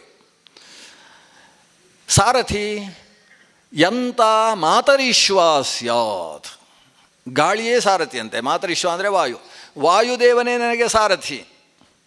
ಇದನ್ನೆಲ್ಲ ಬೇಕಾದಷ್ಟಿದೆ. ಇಷ್ಟನ್ನು ನಾವು ವೇದಾಂತದ ದೃಷ್ಟಿಯಿಂದ ನೋಡಿದರೆ ಬೇಕಾದಷ್ಟು ಸಾಕು. ಅವರ ರಥ ಯಾವುದಂದರೆ ಭೂಮಿಯೇ ರಥ, ವೇದಗಳು ಕುದುರೆಗಳು, ಮಾತರಿಶ್ವನೇ ಸಾರಥಿ. ಇಷ್ಟು ಸಾಕು, ಇನ್ನೇನು ಬೇಡ. ವೇದಗಳನ್ನು ಸೆಳೆಯುವುದಕ್ಕೆ ರಶ್ಮಿ ಬೇಕಲ್ವ. ಸಾರಥಿ ಕೈಯಲ್ಲಿ ರಶ್ಮಿ ಅಂದರೆ ಕಡಿವಾಣ, ಅದನ್ನು ಜಗ್ಗುವುದಕ್ಕೆ ಬೇಕಾದ ಹಗ್ಗ ಯಾವುದು? ಅದು ವೇದಗಳಿಂದ ಹರಿದು ಬಂದಂತಹ ಸ್ಮೃತಿಗಳೇ ಹಗ್ಗ. ಹಾಗಾದರೆ ವೇದವೇ ಕುದುರೆ, ಆ ಕುದುರೆಗಳ ಮೂಗಿಗೆ ಹಾಕಿದ ಹಗ್ಗ ಯಾವುದು ಅಂತೇಳಿದರೆ ಸೂತ್ರ. ಸೂತ್ರ ಅಂದರೆ ಸ್ಮೃತಿ. ಸ್ಮೃತಿ ಅಂತೇಳಿದರೆ ಬ್ರಹ್ಮಸೂತ್ರದಿಂದ ಹಿಡ್ಕೊಂಡು ಉಳಿದಂತಹ ಗೃಹ್ಯ ಸೂತ್ರಗಳು, ಧರ್ಮಸೂತ್ರಗಳು, ಶುಲ್ಭ ಸೂತ್ರಗಳು. ಶಾಸ್ತ್ರದಲ್ಲಿ ನೋಡಿದರೆ 26 ಸೂತ್ರ ಗ್ರಂಥ ಸಿಗ್ತದೆ. ಆ ಸೂತ್ರ ಗ್ರಂಥಗಳು ಸಂಸ್ಕೃತದಲ್ಲಿ ಸೂತ್ರ ಅಂತೇಳಿದರೆ ಹಗ್ಗ ಅಂತ ಒಂದು ಅರ್ಥ ಇದೆ. ಸೂತ್ರನಾಮಕ ಅಂತ, ಬ್ರಹ್ಮಸೂತ್ರ ಅಂತ ಕರಿತೇವಲ್ಲ. ಸೂತ್ರ ಅಂತೇಳಿದರೆ ಒಂದು ಹಗ್ಗ ಅಂತ ಅರ್ಥ. ವೇದ ಕುದುರೆ, ಆ ವೇದವೆಂಬ ಕುದುರೆಯನ್ನು ಕಡಿವಾಣದಲ್ಲಿ ಹಿಡಿಬೇಕಲ್ವಾ. ಕಡಿವಾಣದಲ್ಲಿ ಹಿಡಿಯುವುದಕ್ಕೆ ಕಡಿವಾಣ ಯಾವುದು ವೇದಗಳಿಗೆ? ಸೂತ್ರಗಳು ಕಡಿವಾಣ. ಈ ವೇದಾಂತ ಓದಿದವರಿಗೆ ತುಂಬ ಖುಷಿಯ ವಿಷಯ ಇದು. ಅಂದರೆ ವೇದ ಏನು, ವೇದಕ್ಕೆ ಅರ್ಥ ಗೊತ್ತಾಗೋದು ತುಂಬ ಕಷ್ಟ. ವೇದ ಹೇಳಿದ್ದನ್ನು ಹಾಗೇ ನಾವು ಗ್ರಹಿಸಿದರೆ ನಾವು ಮಂಗಗಳಾದುವಿ ಅಂತ ಅರ್ಥ. ವೇದ ಹೇಳಿದ್ದನ್ನು ಹಾಗೇ ಗ್ರಹಿಸುವ ಹಾಗಿಲ್ಲ. ನಿಶುಸೀದ ಗಣಪತೆ ಅಂತ ವೇದ ಹೇಳಿತು, ಅದಕ್ಕೆ ಗಣಪತಿಯೇ ಕೂತುಕೋ ಅಂತ ಅರ್ಥ ಮಾಡುವುದಲ್ಲ. ಕೋಶ ಓದಿದವ ಹಾಗೆ ಅರ್ಥ ಮಾಡ್ತಾನೆ. ನಿಶುಸೀದ ಕೂತುಕೋ, ಯಾರು? ಗಣಪತಿಯೇ. ಆಗ ಗಣಪತಿ ಏನು ಹೇಳ್ತಾನೆ? ನಾನು ಕೂತ್ಕೊಂಡೇ ಇದ್ದೇನೆ ಸ್ವಾಮಿ, ನಾನು ನಿಲ್ಲುವುದು ಭಾಳ ಕಡಿಮೆ. ಎಲ್ಲ ನಮ್ಮ ರಾಜಕಾರಣಿಗಳು ಬಂದ ಮೇಲೆ ಸೈಕಲ್ ಬಿಡುವ ಗಣಪತಿ, ನಿಂತು ಗಣಪತಿ ಎಲ್ಲ ಸುರಾದದ್ದು. ಇಲ್ಲಿ ಹೋದರೆ ಗಣಪತಿ ಅಂದರೆ ಅದು ಕೂತ ಶಕ್ತಿ, ಆಕಾಶ ತತ್ವಕ್ಕೆ ಅಭಿಮಾನಿಯಾದ ದೇವತೆ ಗಣಪತಿ ಅಂತೇಳಿದರೆ. ಆತ ಏನಿದ್ರು ಬರೆಯುವುದು, ಹೇಳುವುದು, ಪಾಠ ಹೇಳುವುದು ಎಲ್ಲ ಕೂತುಕೊಂಡೇ, ನಡೆದಾಡುವುದು ಕೂತುಕೊಂಡು. ಗಣಪತಿ ಅಂತೇಳಿದರೆ ಕೂತವ ಅಂತ ಅರ್ಥ. ಅವನು ಮಹಾಭಾರತ ಬರೆಯುವಾಗ ಅವನಿಗೆ ಡೆಸ್ಕ್ ಬೇಡಂತೆ, ಹೊಟ್ಟೆಯ ಮೇಲೆ ಪತ್ರ ಇಟ್ಕೊಂಡು ಇಷ್ಟು ದೂರದಲ್ಲಿ ಬರಿತಾ ಇದ್ದಂತೆ. ಗಣಪತಿ ಅನ್ನುವ ತತ್ವವೇ ವಕ್ರತುಂಡ ಮಹಾಕಾಯ ಅಂತ ಹೇಳುವ ಹಾಗೆ ಆಕಾಶ ತತ್ವದ ಹಾಗೆ ಮಹಾಕಾಯ. ಅದು ಮಹಾಕಾಯವಾದಂತಹ ಆಕಾಶ ಕೂತಿದೆಯೋ ನಿಂತಿದೆಯೋ ಅಂತ ಹೇಳಿದರೆ ಏನು ಉತ್ತರ ಕೊಡ್ತೀರಿ? ಅದು ನಿಂತರೆ ಹೇಗೆ, ಕೂತರೆ ಹೇಗೆ? ಅದು ಕೂಡುವುದೂ ಇಲ್ಲ, ನಿಲ್ಲುವುದೂ ಇಲ್ಲ. ಬಸ್ಸು ನಿಂತಿದೆಯೋ ಕೂತಿದೆಯೋ ಅಂತ ಕೇಳಿದರೆ ಏನು ಹೇಳ್ತೀರಿ? ಬಸ್ಸು, ಒಬ್ಬ ಯಾರೋ ಪ್ರಶ್ನೆ ಮಾಡಿದ, ಒಬ್ಬ ಹುಡುಗ ನನ್ನ ಹತ್ರ ಬಂದು, ಅದು ಬಸ್ ಸ್ಟ್ಯಾಂಡಲ್ಲಿ ಯಾಕೆ ಬಸ್ಸು ನಿಲ್ಲುತ್ತೆ ಅಂತ ಕೇಳಿದ. ನಂಗೆ ಉತ್ತರವೇ ಗೊತ್ತಾಗಲಿಲ್ಲ. ಇನ್ನೊಬ್ಬ ಉತ್ತರ ಹೇಳಿದ, ಅದಕ್ಕೆ ಕೂತುಕೊಳ್ಳಿಕ್ಕೆ ಆಗೋದಿಲ್ಲ, ಅದಕ್ಕೆ ನಿಲ್ಲುತ್ತೆ ಅಂತ ಇನ್ನೊಬ್ಬ ಉತ್ತರ ಕೊಟ್ಟ. ಯಾವುದು ನಿಂತದ್ದೋ ಕೂತದ್ದೋ ಅಂತೇಳಿ ಗಣಪತಿ ತತ್ವಕ್ಕೆ ಹೇಳುವುದಕ್ಕೆ ಸಾಧ್ಯ ಇಲ್ಲ. ಅದೊಂದು ತತ್ವ. ಗಣಪತಿ ಅನ್ನೋದು ಒಂದು ತತ್ವ. ಆ ತತ್ವವನ್ನು ನಿಂತಿದೆ ಕೂತಿದೆ ಅಂತ ಉಲ್ಲೇಖ ಮಾಡಲಿಕ್ಕೆ ಬರುವುದಿಲ್ಲ. ನಾವು ಗಣಪತಿಯ ಬಗ್ಗೆ ಚಿತ್ರ ಬರೆಯುವುದಕ್ಕೆ ಶುರು ಮಾಡಿದ ಮೇಲೆ ಈ ಸಮಸ್ಯೆಗಳು ನಮಗೆ ಬರಲಿಕ್ಕೆ ಶುರುವಾದದ್ದು. ಗಣಪತಿ ಅಂದರೆ ಅದೊಂದು ಮಂಡಲದಲ್ಲಿ ನವಕೋನ ಮಂಡಲ, ಮಧ್ಯದಲ್ಲಿ 3 ಕೋನ, ಸುತ್ತ 6 ಕೋನ, 6 ಕೋನಗಳ ಮಧ್ಯದಲ್ಲಿ 3 ಕೋನ ಅಂತ ಹೇಳುವ ಒಂದು ನವಕೋನ ಮಂಡಲದಲ್ಲಿ ಗಣಪತಿಯ ಚಿಂತನೆ ನಡೀತಾ ಇದ್ದ ಆಗಮಿಕತೆಯಲ್ಲಿ ಗಣಪತಿ ತತ್ವ ಕೂಡುತ್ತೋ ನಿಲ್ಲುತ್ತೋ ಅನ್ನೋ ಪ್ರಶ್ನೆಯೇ ಬರುವುದಕ್ಕೆ ಅವಕಾಶ ಇಲ್ಲ. ಆದರೆ ನಿಶುಸೀದ ಗಣಪತೆ ಅಂತ ಮಂತ್ರ ಇದೆ, ನರುತೆ ತತ್ಕ್ರಿಯತೆ ಕಿಂಚನ ಆರೇ ಅಂತ ಮಂತ್ರ ಇದೆ. ಆ ಮಂತ್ರಕ್ಕೆ ಅರ್ಥ ಹೇಗೆ ಮಾಡಬೇಕು? ಸೂತ್ರ ಹಾಕಿ ಅದನ್ನು ಎಳಿಬೇಕು. ಬ್ರಹ್ಮಸೂತ್ರ ಪದೈಶ್ಚೈವ ಭಗವಂತ ಭಗವದ್ಗೀತೆಯಲ್ಲಿ ಹೇಳ್ತಾನೆ. ಸೂತ್ರದ ಪದಗಳ ಮೂಲಕ, ಸೂತ್ರ ಅನ್ನೋದು ಅದಕ್ಕೊಂದು ಕಟ್ಟುಪಾಡು, ವೇದಕ್ಕೆ ಹೀಗೆ ಅರ್ಥ ಅಂತ ನಿರ್ಧರಿಸುವುದಕ್ಕಿರತಕ್ಕಂಥದ್ದು ಸೂತ್ರ. ಆ ಸೂತ್ರ ಹಾಕಿದ ಕಟ್ಟುಪಾಡಿನಲ್ಲಿ ವೇದಕ್ಕೆ ಹೀಗರ್ಥ ಅಂತ ನಿರ್ಧರಿಸಬೇಕು. ಆದ್ದರಿಂದ ಸೂತ್ರಗಳು ಕಡಿವಾಣ, 4 ಕುದುರೆಗಳು ವೇದಗಳು. ವೇದಗಳನ್ನು ಕಡಿವಾಣದಿಂದ ಎಳೆದು ಹಿಡಿದು ಇದೇ ಮಾರ್ಗದಲ್ಲಿ ಹೋಗುವಂಥ ವೇದಗಳನ್ನು ನಡೆಸುವುದು ಸೂತ್ರದ ಮೂಲಕ. ಸರಿ, ಸೂತ್ರದ ಮೂಲಕ ವೇದಗಳನ್ನು ನಡೆಸುವ ಸಾರಥಿ ಯಾರು? ಮಾತರಿಶ್ವ. ಎಂತಾತು ಮಾತರಿಶ್ವ ಸ್ಯಾತ್. ಮಾತರಿಶ್ವ ಅಂತೇಳಿದರೆ ಗಾಳಿ, ವಾಯುದೇವ. ವಾಯುದೇವನಿಗೂ ಸೂತ್ರನಾಮಕ ಅಂತ ಹೆಸರು. ವಾಯುದೇವ ಸರ್ವಜ್ಞ ಕಲ್ಪ, ಭಗವಂತನ ಪ್ರೀತಿಯ ಮಗ. ಭಗವಂತನ ಎಡತೊಡೆಯಲ್ಲಿ ಕುಳಿತದ್ದು ಲಕ್ಷ್ಮೀದೇವಿ, ಆದರೆ ಬಲತೊಡೆಯಲ್ಲಿ ಕುಳಿತವ ಪ್ರಾಣದೇವ. ಅಂತಹ ಪ್ರಾಣದೇವನೇ ಸಾರಥಿ. ಪ್ರಾಣದೇವ ಸೂತ್ರವನ್ನು ಹಿಡಿದು ವೇದಗಳನ್ನು ನಡೆಸಿದರೆ, ಭೂಮಿ ಎಂಬಂತಹ ರಥದಲ್ಲಿ ನಾನು ನಿಂತು ಹೋರಾಡ್ತೇನೆ, ನಿನ್ನ ರಥ ಬೇಡ. ಮರದಿಂದ ಮಾಡಿದ ಬಂಗಾರದ ಲೇಪ ಕೊಟ್ಟ ರಥ ಹಿಡ್ಕೊಂಡು ಬಂದಿದ್ಯಲ್ವ, ಅದೆಲ್ಲ ನನಗೆ ಬೇಡ ಅಂತಾನೆ. ಭೀಷ್ಮನಿಗೆ ಇವರು ಹೇಳಿದ್ದು ಏನೋ ವೇದಾಂತ ಹೇಳಿದ್ದಾರೆ ಅಂತ ಅಷ್ಟು ಅರ್ಥ ಆಯಿತು. ಸರಿ, ರಥ ಉಂಟಲ್ವ ನಿಮಗೆ, ನಾನು ರಥ ಏರ್ತೇನೆ ಅಂತ ಸೀದಾ ಹೋಗಿ ರಥ ಏರಿದ. ಯುದ್ಧ ಪ್ರಾರಂಭ ಆಗಬೇಕು. ಆದರೆ ಅಷ್ಟರಲ್ಲಿ ಅರ್ಥ ಆಯಿತು, ಮತ್ತೊಮ್ಮೆ ನಮಸ್ಕಾರ ಮಾಡಬೇಕಿತ್ತು ನಾನು ಅಂತ ಹೇಳಿ ಸೀದಾ ಮತ್ತೊಮ್ಮೆ ಬರ್ತಾನೆ, ಗುರುಗಳಿಗೆ ನಮಸ್ಕಾರ ಮಾಡ್ತಾನೆ. ನಮಸ್ಕಾರ ಮಾಡಿ ಹೇಳ್ತಾನೆ, ಜಯಶಾಲಿ ಆಗು ಅಂತ ಒಂದು ಆಶೀರ್ವಾದ ಮಾಡಿ ಅಂತ ಹೇಳ್ತಾನೆ. ವಿಜಯಸ್ವೇತಿ ಸ್ವಯಂ ಬ್ರೂಯಾ, ಸ್ವತಃ ನಿಮ್ಮ ಬಾಯಿಯಲ್ಲಿ ನಾನು ವಿಜಯಸ್ವ, ಗೆಲ್ಲಪ್ಪ ಅಂತ ಒಂದು ಆಶೀರ್ವಾದ ಮಾಡಿ ಅಂತ ಕೇಳ್ತಾನೆ. ನಮ್ಮ ಮಹರ್ಷಿ ಪರಶುರಾಮರು ಹೇಳ್ತಾರೆ, ನಿನಗೆ ಆಶೀರ್ವಾದ ಮಾಡ್ತೇನೆ, ಕೀರ್ತಿಶಾಲಿಯಾಗು, ಶ್ರೇಯಸ್ವಂತನಾಗಿ. ಅಕಸ್ಮಾತ್ ನೀನು ಈಗ ಬಂದು ನನಗೆ ನಮಸ್ಕಾರ ಮಾಡದೇ ಹೋದರೆ ಶಪೇಯಂ ಅಂತ ಹೇಳ್ತಾರೆ, ನಿನಗೆ ಶಾಪ ಕೊಡ್ತಿದ್ದೆ ಅಂತ ಹೇಳ್ತಾರೆ. ನೀನು ಸರಿಯಾಗಿ ಮಾಡ್ತಾ ಇದ್ದಿ, ನಾನು ಎಲ್ಲಿ ಒಂದು ತಪ್ಪಿನಲ್ಲಿ ಸಿಕ್ಕಿ ಹಾಕಿಕೊಳ್ತಾ ಇಲ್ಲ ನೀನು. ನಾನು ಅಂಬೆಯ ಮುಖ ನೋಡಿದ ಕೂಡಲೇ ನಿನಗೆ ಹೊಡಿಬೇಕು ಅಂತ ಅನಿಸುತ್ತೆ ಅಷ್ಟೇ, ಅದೊಂದು ಬಿಟ್ಟರೆ ಬೇರೆ ವಿಷಯವೇ ಇಲ್ಲ. ಈಗ ನೀನು ಒಂದು ವೇಳೆ ಹೀಗೆ ನಮಸ್ಕಾರ ಮಾಡಿ ನನ್ನನ್ನು ಗೆಲ್ಲು ಅಂತ ಆಶೀರ್ವಾದ ಮಾಡಿ ಅಂತ ಕೇಳದೆ ಹೋದರೆ ನನಗೆ ಕೋಪ ಬರ್ತಿತ್ತು. ಶಪೇಯಂ, ಶಪೇಯ ಅಂದರೆ ನಾನು ಶಾಪ ಕೊಡ್ತಿದ್ದೆ ಅಂತ ಅರ್ಥ ಅಲ್ಲ, ನಿನಗೆ ಬೈದು ಬಿಡ್ತಿದ್ದೆ ನಾನು. ನೀನು ಮಾಡಿದ್ದು ಎಷ್ಟು ಚೆನ್ನಾಗಿದೆ, ಸರಿಯಾಗಿದೆ. ಆದರೆ ವಿಜಯಸ್ವ ಅಂತ ಮಾತ್ರ ಹೇಳುವುದಿಲ್ಲ. ಯಾಕಂದರೆ ನಾನು ಗೆಲ್ಲಬೇಕು ಅಂತ ನಿನ್ನ ಹತ್ರ ಹೋರಾಡುವವ. ನಾನೇನು ಹೇಳ್ತೇನೆ ಅಂದರೆ ಸೋಲ್ಬೇಡ ಅಂತ ಹೇಳ್ತೇನೆ ಅಷ್ಟೇ, ಗೆಲ್ಲು ಅಂತ ಹೇಳುವುದಿಲ್ಲ. ನೀನು ಸೋಲ್ಬೇಡ ಅಷ್ಟೇ. ಗೆಲ್ಲು ಅಂತ ಹೇಳಲಿಕ್ಕೆ ನಾನು ಯುದ್ಧ ಮಾಡಲಿಕ್ಕೆ ಅಲ್ವಾ ಬಂದದ್ದು, ಗೆಲ್ಲುವುದಕ್ಕೋಸ್ಕರ ಬಂದವ. ಯುದ್ಧ ಪ್ರಾರಂಭ ಆಯಿತು. ಯುದ್ಧ ಹೇಳಲಿಕ್ಕೆ ಹೊರಟ್ರೆ ಇದರಲ್ಲಿ 8 ಅಧ್ಯಾಯ ಯುದ್ಧದ ಘಟನೆ ಇದೆ. ಇದು ಉದ್ಯೋಗ ಪರ್ವ, ಯುದ್ಧ ಪರ್ವ ಅಲ್ಲ. ಉದ್ಯೋಗ ಪರ್ವದಲ್ಲಿ 8 ಅಧ್ಯಾಯ ಇವರಿಬ್ಬರು ಮಾಡಿದ ಯುದ್ಧದ ಘಟನೆ. ಒಂದು ಬಾರಿಯೂ ರಥದಿಂದ ಇಳಿದು ಕತ್ತಿ ಹಿಡ್ಕೊಂಡು ಹೋರಾಡಲಿಲ್ಲ, ಗದೆ ಹಿಡ್ಕೊಂಡು ಹೋರಾಡಲಿಲ್ಲ. ಅವನು ಆ ರಥದಲ್ಲಿ ಈ ಕಡೆ ಭೂಮಿಯಲ್ಲಿ ನಿಂತು ಪರಶುರಾಮರು ಹೋರಾಡ್ತಾರೆ ಅಂತ ನೋಡಿದರೆ ಅವರು ಒಂದು ದೊಡ್ಡ ರಥವನ್ನೇರಿದ್ದಾರೆ. ಆ ರಥಕ್ಕೆ ಸಾರಥಿಯಾಗಿ ಸ್ವತಃ ಅಕೃತ ವ್ರಣ ಕೂತಿದ್ದಾನೆ. ಹಾಗಾದರೆ ಅಕೃತವರ್ಣನ ಇತಿಹಾಸ ಭಾರಿ ದೊಡ್ಡದು ಅಂತ ಅರ್ಥ. ಅಕೃತವರ್ಣನೇ ಸಾರಥಿಯಾಗಿ ಕೂತಿದ್ದಾನೆ. 4 ಕುದುರೆಗಳು, ಆ ಕುದುರೆಗಳು ಅಚ್ಚ ಬೆಳ್ಳಗಿದ್ದಾವೆ. ಅದರ ಬಾಲದಲ್ಲೂ ಕಪ್ಪು ಬಣ್ಣ ಇಲ್ಲ. ಅಷ್ಟು ಶುದ್ಧವಾದ ಅಚ್ಚ ಸ್ವಚ್ಛವಾದ 4 ಕುದುರೆಗಳು. ಅದು ಆಕಾಶದಲ್ಲಿರುವ ಬಿಳಿ ಮೋಡಗಳೋ ಅನ್ನುವ ಹಾಗೆ ರಥವನ್ನು ಆಕಾಶಕ್ಕೆ ಹಾರಿಸಿಕೊಂಡು ಹಾರ್ತಾ ಇದ್ದಾವೆ. ಅದ್ಭುತವಾದ ರಥ. ಆದರೆ ಶರೀರದಲ್ಲಿ ಯಜ್ಞೋಪವೀತ ಬಿಟ್ಟರೆ ಬೇರೇನೂ ಕಾಣಿಸುವುದಿಲ್ಲ. ಅವರು ಕವಚ ಬಿಗಿಯುವುದು ಇತ್ಯಾದಿ ಯಾವ ಕೆಲಸವೂ ಮಾಡಲಿಲ್ಲ. ತಾವು ಬಿಲ್ಲು ಹಿಡ್ಕೊಂಡಿದ್ದಾರೆ. ಪಕ್ಕದಲ್ಲಿ ಬತ್ತಳಿಕೆ ಇದೆ. ರಥದಲ್ಲಿ ಒಂದಷ್ಟು ಬಾಣಗಳಿದ್ದಾವೆ. ರಥದಲ್ಲಿ ಕೂತಿದ್ದಾರೆ. ತಾವು ಅಂದುಕೊಂಡಾಗ ಕೈಗೆ ಬೇಕಾದ ಬಾಣಗಳು ಬರ್ತಾ ಇದ್ವಂತೆ ಅವರಿಗೆ. ಹೋರಾಟ ಪ್ರಾರಂಭವಾಯಿತು. 1 ದಿವಸ ಯುದ್ಧವಾಯಿತು. ಸೂರ್ಯಾಸ್ತ ಆಗ್ತಾ ಇದೆ ಅಂತಾದಾಗ ಅಕೃತವರ್ಣ ತಾನು ತನ್ನ ಚಾಟಿಯನ್ನು ಮೇಲಕ್ಕೆ ಎತ್ತಿಡ್ದ. ಯುದ್ಧ ಮುಗಿಯಿತು ಅಂತ. ಸೂರ್ಯಾಸ್ತ ಆಗೋ ಹೊತ್ತಿಗೆ ಯುದ್ಧ ಮುಗೀತು. ಸಂಧ್ಯಾವಂದನೆಗೆ ಸಮಯ ಆಯಿತು.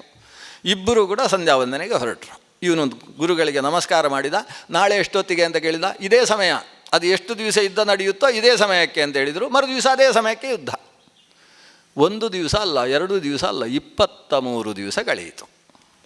ಅದರಿಂದ 23 ದಿವಸದ ಯುದ್ಧ ನಾವು ಕೇಳಬೇಕಾದ್ರೆ ಒಂದು 8 ಅಧ್ಯಾಯ ಆದರೂ ಬೇಡವಾ? ಯುದ್ಧ ಓದ್ತಾ ಹೋದರೆ ನೀವು ಬಿಡುವುದಿಲ್ಲ. ಅಷ್ಟು ಚಂದದ ಯುದ್ಧ. ಯಾವ ಅಸ್ತ್ರಕ್ಕೆ ಯಾವುದು ಪ್ರತ್ಯಸ್ತ್ರ. ಅಲ್ಲಿಂದ ವಜ್ರಾಸ್ತ್ರ ಪ್ರಯೋಗ ಆಯಿತು ಅಂತಾದರೆ ಇಲ್ಲಿಂದ ಹೊಡಿಬೇಕಾದ ಪಾಷಾಣಾಸ್ತ್ರ ಅದು ಹೇಗಿರ್ತದೆ, ಅದರ ಮಂತ್ರ ಹೇಗೆ, ಅದು ಯಾವ ರೀತಿಯಲ್ಲಿ ಹೊರಗೆ ಬರ್ತದೆ. ಆಗ್ನೇಯಾಸ್ತ್ರ ಪ್ರಯೋಗ ಆದಾಗ ವಾರುಣಾಸ್ತ್ರ ಪ್ರಯೋಗ ಮಾಡಬೇಕಾದ್ರೆ ಏನು ಮಂತ್ರ, ಅದು ಹೇಗೆ ಬಾಣ ಪ್ರಯೋಗ ಇರ್ತದೆ, ನೋಡಲಿಕ್ಕೆ ಹೇಗೆ ಕಾಣಿಸ್ತದೆ. ದೇವತೆಗಳೆಲ್ಲ ನೋಡ್ತಾ ಇದ್ದಾರೆ. ಇಡೀ 2 ಕಡೆಯಿಂದ ಬಹಳಷ್ಟು ಋಷಿಗಳು, ಶಾಖಾವತ್ಯರ ಶಿಷ್ಯರೆಲ್ಲ ಬಂದಿದ್ದಾರೆ ಇದನ್ನು ನೋಡಲಿಕ್ಕೆ. ಬಹುಶಃ ಭೀಷ್ಮಾಚಾರ್ಯ ಹಿಂದೆ ಯಾರೂ ಕೂತಿರ್ಲಿಕ್ಕಿಲ್ಲ, ಪರಶುರಾಮಾಚಾರ್ಯ ಹಿಂದೆ ಕೂತಿರ್ಲಿಕ್ಕಿಲ್ಲ. ಆ ಕಡೆ ಈ ಕಡೆ ಕೂತಿರ್ತಾರೆ ಇದರ ಹಾಗೆ. ಯಾಕಂದರೆ ಹಿಂದೆ ಕೂತ್ರೆ ಇವರಿಗೆ ಹೊಡೆದದ್ದು ತಪ್ಪಿ ಅವರಿಗೆ ಹೊಡೆದ್ರೆ ಜಾಗ್ರತೆ ಆಗಿರಬೇಕು. ಬಾಣ ಯುದ್ಧ ನಡೀತಾ ಇರುವಾಗ ಅತ್ತಿತ್ತ ಕೂತು ನೋಡ್ತಾ ಇದ್ದಾರೆ ಯುದ್ಧವನ್ನು. ಕಾಲಕ್ಕೆ ಸರಿಯಾಗಿ ಪ್ರಾರಂಭ. ನಮ್ಮಲ್ಲಿ ಒಂದು ರೀತಿ ಯಕ್ಷಗಾನ ಇದ್ದ ಹಾಗೆ ರಾತ್ರಿ 10 ಗಂಟೆಗೆ ಶುರು, ಬೆಳಗ್ಗೆ 5 ಗಂಟೆಗೆ ಮುಗಿಯುತ್ತಲ್ಲ, ಹಾಗೆ ಎಲ್ರಿಗೂ ನೋಡುವುದಂದರೆ ಖುಷಿ. ಯುದ್ಧವನ್ನು ಏನು ಗಲಾಟೆ ಮಾಡುವುದಿಲ್ಲ, ಬೇಡದೇ ಇದ್ದ ಶಬ್ದ ಪ್ರಯೋಗ ಮಾಡುವುದಿಲ್ಲ. ಮಧ್ಯದಲ್ಲಿ ಒಂದು ಸಲ ಹುಂಕಾರ ಇದೆ, ಸಿಂಹನಾದ ಇದೆ. ಪರಶುರಾಮಾಚಾರ್ಯರು ಮಾಡುವ ಸಿಂಹನಾದ ಕೇಳುವುದು ಅಂದರೆ ಎಲ್ರಿಗೂ ಖುಷಿ. ಅದಕ್ಕೆ ಸರಿಯಾಗಿ ಈ ಭೀಷ್ಮಾಚಾರ್ಯರದ್ದು ಆ ರೀತಿಯ ನಾದ ಮಾಡಿ ಅವರು ಒಂದು ರೀತಿಯ ಉಕ್ಕೇರುವ ಶಕ್ತಿಯನ್ನು ತೋರಿಸಿದರೆ ಅದಕ್ಕೆ ಸರಿಯಾದ ನಾದ ಮಾಡಿಕೊಂಡು ಇವನು ಶಕ್ತಿ ವಿಜೃಂಭಣೆ ಮಾಡುವಂಥದ್ದು. ಈ ಹೋರಾಟದ ಮಧ್ಯದಲ್ಲಿ 21ನೇ ದಿವಸಕ್ಕೆ ಸ್ವಲ್ಪ ಸಮಸ್ಯೆ ಆಯಿತು ಯುದ್ಧದಲ್ಲಿ. ಏನಾಯಿತು ಅಂತೇಳಿದರೆ, ಭೀಷ್ಮಾಚಾರ್ಯ ಇದು ತುಂಬ ನಿಧಾನ ಆಗ್ತಾಯಿದೆ ಯುದ್ಧ, ಊರಿನ ಸಾವಿರಾರು ಕೆಲಸ ಇದೆ, ಯುದ್ಧ ಮಾಡ್ತಾ ಕೂತ್ರೆ ಹೇಗೆ ಅಂತ ಹೇಳಿ ಇವತ್ತು ಏನಾದರೂ ಮಾಡಿ ಪರಶುರಾಮರನ್ನು ಬೀಳಿಸಬೇಕು ಅಂತ ಹೇಳಿ ನೊಸಲಿಗೆ ಸರಿಯಾಗಿ ಒಂದು ಶಕ್ತಿ ಆಯುಧವನ್ನು ಹೊಡೆದ. ಪರಶುರಾಮಾಚಾರ್ಯರ ನೊಸಲಿಗೆ ಬಿದ್ದಂತಹ ಬಾಣದಿಂದ ಅಲ್ಲಿಂದ ರಕ್ತ ಚಿಮ್ಮುವುದಕ್ಕೆ ಪ್ರಾರಂಭ ಆಯಿತಂತೆ. ಪರಶುರಾಮರು ಸಿಟ್ಟು ಮಾಡಿಕೊಂಡು ಒಂದು ಬಾಣ ಹೊಡೆದರು. ಅಲ್ಲಿಂದ ಬಾಣ ಹೊಡೆದಾಗ ಅದು ಆತನ ಎದೆಯಲ್ಲಿದ್ದಂತಹ ಕವಚಕ್ಕೆ ಹೊಡೆದು ಕವಚವನ್ನು ಭೇದಿಸಿ ಕೈಗೆ ಸಿಕ್ಕಿ ಹಾಕಿಕೊಂಡು ಅವರನ್ನು ದಬ್ಬಿತಂತೆ ರಥದಿಂದ ಭೀಷ್ಮನನ್ನು. ಭೀಷ್ಮ ರಥದಿಂದ ಬಿದ್ದ ಪರಿಣಾಮ ಹೇಗಿತ್ತು ಅಂದರೆ, ಕೆಳಗೆ ಬಿದ್ದರೆ ತಲೆ ತುಪ್ಪಡಿಯಾಗಬೇಕು, ಶಿರಸ್ತ್ರಾಣ ಜಾರಿ. ಇವನು ಹಾಹಾಕಾರ ಮಾಡಿಕೊಂಡು ಕೆಳಗೆ ಬಿದ್ದಿದ್ದಾನೆ, ನೆಲಕ್ಕೆ ಬೀಳಲಿಲ್ಲ. ಇವನಿಗೆ ಆಶ್ಚರ್ಯ, ಯಾಕೆ ಬೀಳಲಿಲ್ಲ ನೋಡಿದರೆ 8 ಜನ ದಿವ್ಯ ಪುರುಷರು ಅವರು ಬಂದು ಎತ್ತಿ ಹಿಡಿದಿದ್ದಾರೆ. ನೆಲಕ್ಕೆ ಬೀಳುವುದಕ್ಕಿಂತ ಮುಂಚೆ ಇವನನ್ನು ಹಿಡಿದಿದ್ದಾರೆ. ನೋಡಲಿಕ್ಕೆ ಋಷಿಗಳ ಹಾಗೆ ಕಾಣಿಸ್ತಾರೆ, ಆದರೆ ಆಕಾಶದಲ್ಲಿರುವ ಸೂರ್ಯಚಂದ್ರರ ಪ್ರಕಾಶ ಅವರ ಶರೀರದಲ್ಲಿ ಕಾಣಿಸ್ತದೆ. ಇವ ಆಶ್ಚರ್ಯಚಕಿತನಾಗಿ ಹೇಳ್ತಾನೆ, ಯಾರು ತಾವು ನನ್ನನ್ನು ರಕ್ಷಣೆ ಮಾಡಿದವರು? ಅವರು ಹೇಳಿದರು, ನಾವು ಯಾರು ಅಂತ ನಮಗೂ ಗೊತ್ತಿಲ್ಲ, ಆದರೆ ನೀನು ಪರಶುರಾಮಾಚಾರ್ಯರ ನೊಸಲಿಗೆ ಬಾಣ ಹೊಡೆದದ್ದು ಸರಿಯಲ್ಲ. ನಿನ್ನ ಗುರುಗಳಿಗೆ ಹಾಗೆ ಹಿಂಸೆ ಕೊಡುವುದು, ಯುದ್ಧದಿಂದ ವಿರತನಾಗಿ ಕಾಲಿಗೆ ಬೀಳು. ಇವನು ಕೆಳಗೆ ಬಿದ್ದವ ಕೈ ತುಂಡಾಗುವ ಸ್ಥಿತಿಯಲ್ಲಿ ಉಂಟು. ಹೀಗೆ ನೋಡ್ತಾ ಇದ್ದಾನೆ. ಅವರೇ ತೆಗೆದು ಅಲ್ಲಿಗೆ ಔಷಧವನ್ನು ಹಚ್ಚಿದರಂತೆ, ಹಚ್ಚಿ ಸರಿಗೊಳಿಸಿದರು. ಈಗ ಮತ್ತೆ ರಥಕ್ಕೆ ಹತ್ತಿದ.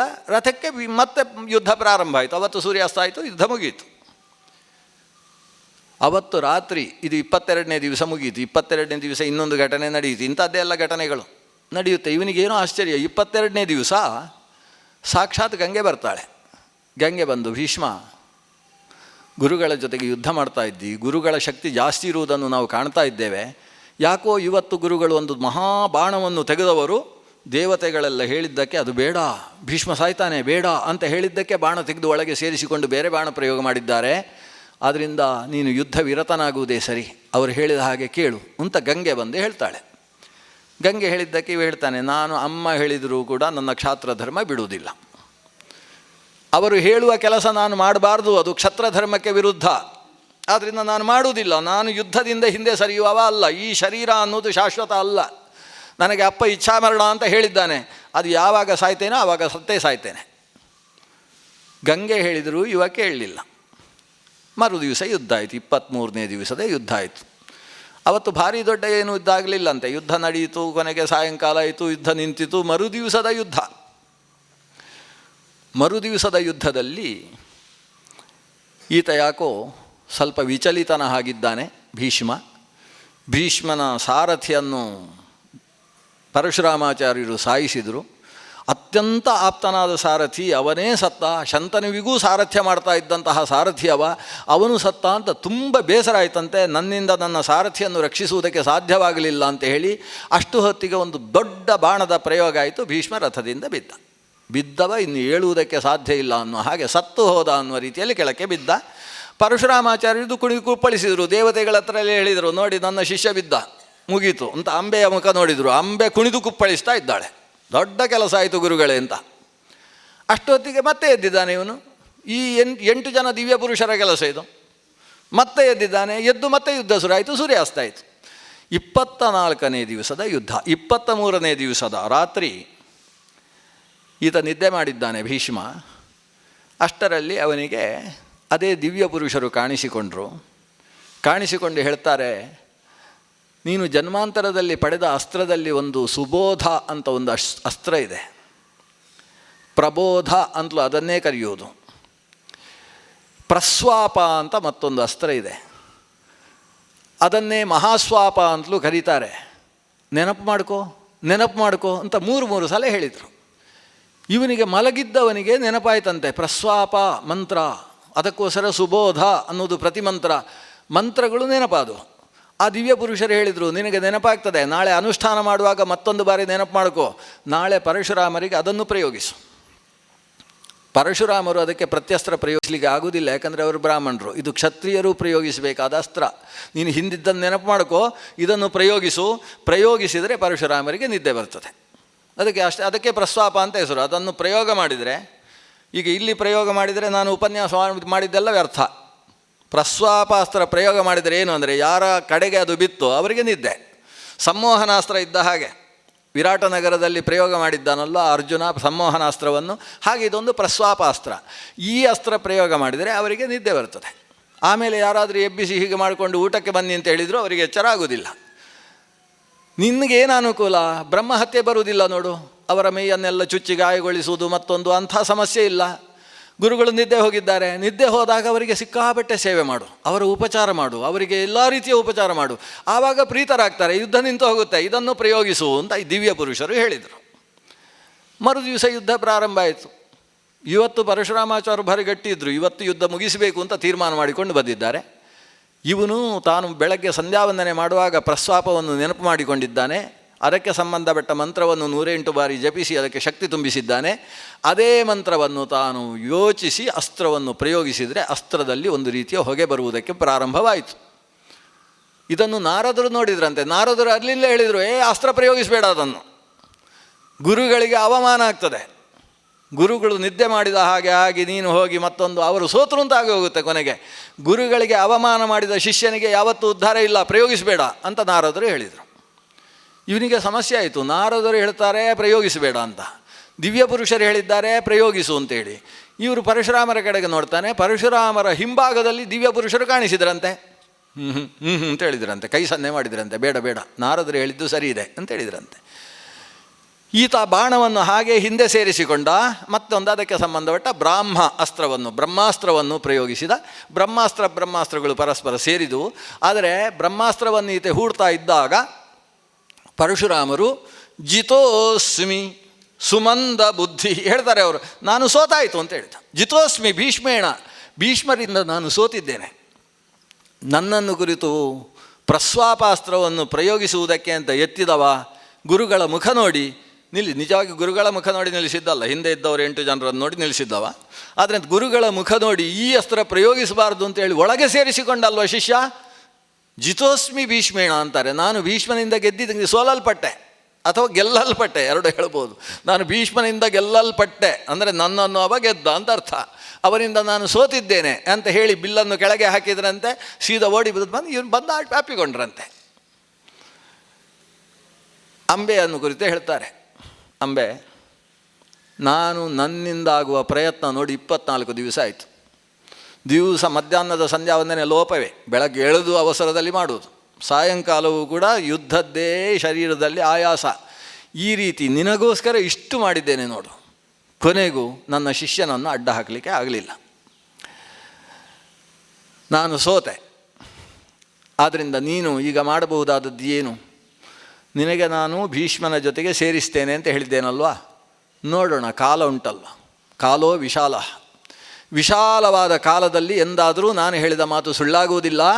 ಆದರೆ ನೀನೀಗ ಬದುಕಬೇಕು, ನಿನಗೆ ಒಂದು ಗತಿ ಬೇಕು ಅಂದರೆ ನೀನು ಭೀಷ್ಮನ ಹತ್ರವೇ ಕಾಲಿಗೆ ಬಿದ್ದು ಕೇಳು, ಏನು ಮಾಡಬೇಕು, ನಾನು ಹೇಗೆ ಬದುಕಬೇಕು ಅಂತ ಕೇಳು. ನೀನು ನಿನ್ನ ಕಣ್ಣು ಕೆಂಪು ಮಾಡಿಕೊಂಡು ಅವನನ್ನು ದುರುಗುಟ್ಟಿ ನೋಡ್ತಾ ಇದ್ದರೆ ಸುತರಾಮ್ ಅವ ಸೇರಿಸಿಕೊಳ್ಳುವುದಿಲ್ಲ. ಭೀಷ್ಮಮೇವ ಪ್ರಪದ್ಯಸ್ವ, ಭೀಷ್ಮನನ್ನೇ ಕಾಲಿಗೆ ಬೀಳು. ಪರಶುರಾಮಾಚಾರ್ಯರು ಸೋತೆ ಅಂತ ಹೇಳ್ತಾ ಇರುವಾಗಲೇ ಭೃಗು ಮಹರ್ಷಿಗಳೆಲ್ಲ ಬಂದರಂತೆ. ಭೃಗುಗಳು ಬಂದರು, ಜಮದಗ್ನಿಗಳು ಬಂದರು, ಔರ್ವ ಮಹರ್ಷಿಗಳು ಬಂದರು, ಆಪ್ನವಾನರು ಬಂದರು, ಭಾರ್ಗವದ ಎಲ್ಲ ಮಹಾಮಹಾಮುನಿಗಳು ಬಂದರು, ಭಾರ್ಗವ ಗೋತ್ರದವರು. ಅವರೆಲ್ಲ ಬಂದು ಪರಶುರಾಮನ ಹತ್ರ ಹೇಳ್ತಾರೆ, ಒಂದು ಸಲ ಹೇಳಿತು ನಿನಗೆ ಯುದ್ಧ ಬೇಡ ಅಂತ, ಮತ್ತೆ ಶುರು ಮಾಡಿದ್ಯಾ? ಅದು ಈ ಭೀಷ್ಮನ ಹತ್ರ. ಈಗ ಭೀಷ್ಮ ಗೆದ್ದದ್ದೋ ನೀನು ಗೆದ್ದದ್ದೋ ಅಂತ ಮತ್ತೊಬ್ಬ ಕೇಳಿದರು. ಇವರು ಮೆಲ್ಲ ಭೀಷ್ಮನ ಹತ್ರ ಕೇಳಿ ಅಂತ ಹೇಳಿದರು. ಇವರೆಲ್ಲ ಭೃಗುಗಳೆಲ್ಲ ಬಂದು ಭೀಷ್ಮನ ಹತ್ರ, ಗೆದ್ದಿಯಪ್ಪ, ನಿನಗೆ ಧನ್ಯವಾದಗಳು, ನಮ್ಮ ಮಗ ಇನ್ನು ಮುಂದೆ ಇಂಥ ಕೆಲಸ ಮಾಡಲಿಕ್ಕೆ ಹೋಗೋದಿಲ್ಲ. ಭೀಷ್ಮಾಚಾರ್ಯ ಹೇಳ್ತಾರೆ, ನಾನೆಲ್ಲಿ ಗೆದ್ದಿದ್ದೇನೆ? ಅವರು ಬಿಟ್ಟ ಬ್ರಹ್ಮಾಸ್ತ್ರ ನನ್ನ ಬ್ರಹ್ಮಾಸ್ತ್ರವನ್ನು ಹೊಡೆದು ನನ್ನ ಕಡೆಗೆ ಬರ್ತಾ ಇದ್ದರೆ, ಯಾಕಂದರೆ ಅದು ಬ್ರಾಹ್ಮಾಸ್ತ್ರ ಬಿಡುವುದು ಅವರಿಗೆ ತಕ್ಕಿದ್ದು. ನಾನು ಬಿಟ್ಟದ್ದು ಪ್ರಸ್ವಾಪ ಬಿಡಲಿಲ್ಲ, ಕೊನೆಗೆ ಬ್ರಾಹ್ಮಾಸ್ತ್ರ ಹೊಡೆದೆ. ಅದಕ್ಕೆ ಬ್ರಾಹ್ಮಣ್ಯದ ಬ್ರಹ್ಮಾಸ್ತ್ರದ ಮುಂದೆ ಕ್ಷಾತ್ರ ಬ್ರಹ್ಮಾಸ್ತ್ರ ಯಾವ ಕೆಲಸವನ್ನು ಮಾಡುವುದಿಲ್ಲ. ಅವರು ಬಿಟ್ಟ ಅಸ್ತ್ರ ನನ್ನನ್ನು ಸುಡುವುದಕ್ಕೆ ಬಂದರೆ ಅದಕ್ಕೆ ಉಪಸಂಹಾರವನ್ನು ಆ ಹೊತ್ತಿಗೆ ಮಾಡಿದವರು ಅವರು. ಅದನ್ನು ಉಪಸಂಹಾರ ಮಾಡಿ ಜಿತೋಸ್ಮಿ ಅಂತ ನಾಟಕ ಆಡ್ತಾ ಇದ್ದಾರೆ ಗುರುಗಳು. ಯಾರನ್ನು ಗೆಲ್ಲಲಿಕ್ಕೆ ಸಾಧ್ಯ? ಆ ಎಲ್ಲ ಪಿತೃಗಳು ಬಂದ್ರಂತೆ, ಭೃಗುವಂಶದ ಪಿತೃಗಳು. ಅವರೆಲ್ಲ ಬಂದು ಹೇಳ್ತಾರೆ, ಭೀಷ್ಮ ನಮ್ಮ ವಂಶದವ ಭಾರ್ಗವ, ಆದರೆ ನಾನು ಇಲ್ಲಿ ನೋಡುವುದು ನಮ್ಮ ವಂಶದವ ಅಲ್ಲ, ನಿನ್ನ ಗುರು. ನಿನ್ನ ಗುರುವಿನ ಶರೀರದಲ್ಲಿ ಬಾಣ ಹೊಡೆದು ಘಾಸಿ ಮಾಡಿದ್ಯಲ್ಲ, ಇದರ ಪರಿಣಾಮ ಏನು ಗೊತ್ತೋ? ನಿನ್ನ ವಂಶದವನೇ ನಿನ್ನ ಶರೀರವನ್ನು ಚುಚ್ಚಿ ಘಾಸಿಗೊಳಿಸಿ ನೀನು ಸಾಯಬೇಕಾದ ಪ್ರಸಂಗ ಬರುತ್ತೆ ಮಗು. ಅಪರಾಧ.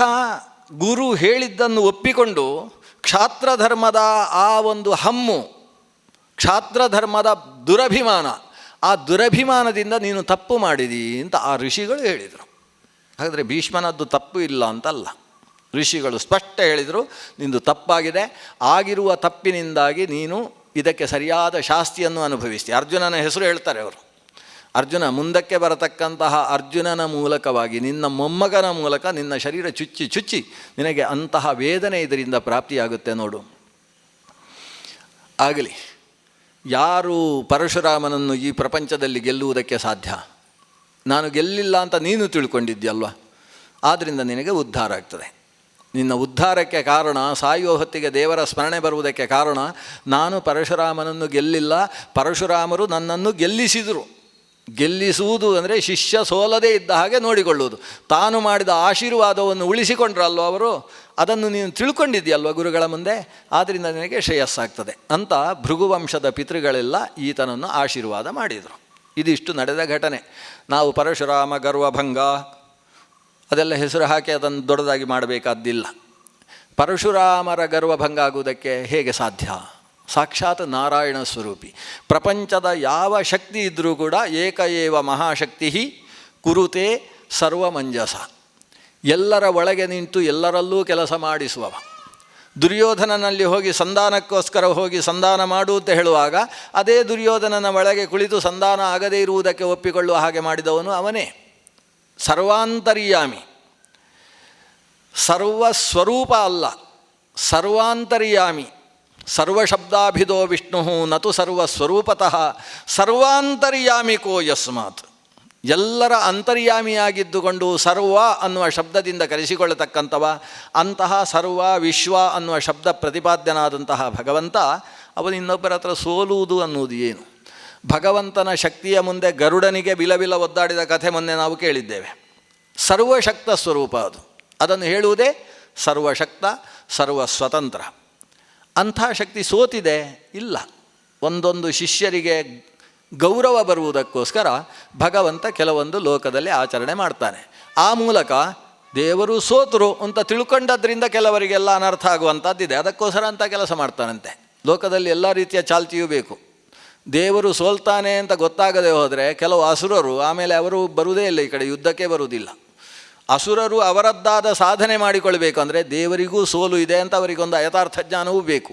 ಯಾವುದೋ ಶಾಸ್ತ್ರೀಯ ಗೂಢ ವಿಷಯಗಳ ದೃಷ್ಟಿಯಿಂದ ಭಗವಂತನ ಅವತಾರದ ಅನೇಕ ಮೋಹಗಳಿರ್ತವೆ.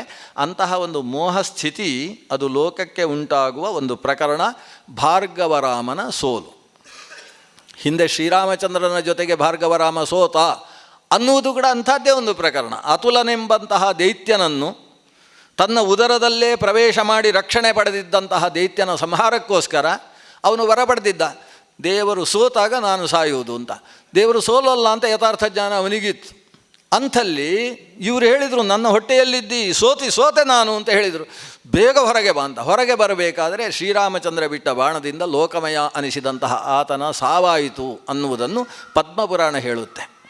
ಹಾಗೆ ಭಗವಂತನ ಯಾವುದೇ ರೂಪದಲ್ಲಿ ಸೋಲು ಅನ್ನುವುದಿಲ್ಲ, ಆದರೆ ಶಿಷ್ಯರನ್ನು ಸೋಲಿಕ್ಕೆ ಬಿಡುವುದಿಲ್ಲ ಅನ್ನುವುದು ದೇವರ ವಿಶೇಷ. ಭೀಷ್ಮನ ಮುಂದೆ ಎಷ್ಟು ಸಂದರ್ಭದಲ್ಲಿ ದೇವರು ತಾವು ತಲೆ ತಗ್ಗಿಸ್ತಾರೆ. ಭೀಷ್ಮನಿಗೋಸ್ಕರ ಭಗವಂತ ಕೃಷ್ಣ ತನ್ನ ಪ್ರತಿಜ್ಞೆಯನ್ನು ಮೀರುವ ಕೆಲಸ ಮಾಡಿದ. ಭೀಷ್ಮನೇ ಹೇಳ್ತಾನೆ, ಸ್ವನಿಯಮಮಪಹಾಯ ಮತ್ ಪ್ರತಿಜ್ಞಾಂ ಋತಮಧಿಕರ್ತುಂ ಅವಪ್ಲುತೋ ರಥಸ್ಥಃ ಹರಿರಿವ ಹಂತುಮಿ ಭಂಗತೋತ್ತರೀಯ. ಎಂಥ ದೇವ ಶ್ರೀಕೃಷ್ಣ ಅಂತ ತಾನು ಸಾಯೋ ಹೊತ್ತಿಗೆ ಭೀಷ್ಮ ಹೇಳುವುದು ಶರಶಯ್ಯೆಯಲ್ಲಿ. ಎಂಥ ದೇವ ಅಂದರೆ ತಾನು ಅಸ್ತ್ರ ಹಿಡಿಯುವುದಿಲ್ಲ ಅಂತ ತಾನು ಪ್ರತಿಜ್ಞೆ ಮಾಡಿದರೂ ನಾನು ಹಾಗೆ ಯುದ್ಧ ಮಾಡ್ತೇನೆ, ಕೃಷ್ಣ ಕೈಯಲ್ಲಿ ಅಸ್ತ್ರ ಹಿಡಿಯದೆ ಹೋದರೆ ಪಾಂಡವರನ್ನು ರಕ್ಷಿಸುವುದಕ್ಕೆ ಸಾಧ್ಯ ಇಲ್ಲ ಅಂತ ಬೆದರಿ ಅವನ ಅಸ್ತ್ರ ಹಿಡಿಯುವ ಹಾಗೆ ಮಾಡ್ತೇನೆ ಅಂತ ನನ್ನ ಪ್ರತಿಜ್ಞೆ ಇದ್ದಾಗ ನನ್ನ ಪ್ರತಿಜ್ಞೆಯನ್ನು ಸತ್ಯಗೊಳಿಸುವುದಕ್ಕೋಸ್ಕರ ತಾನು ಕೈಯಲ್ಲಿ ಸುದರ್ಶನ ಚಕ್ರ ಹಿಡಿದು ಬಂದು ರಕ್ಷಣೆ ಕೊಟ್ಟವ.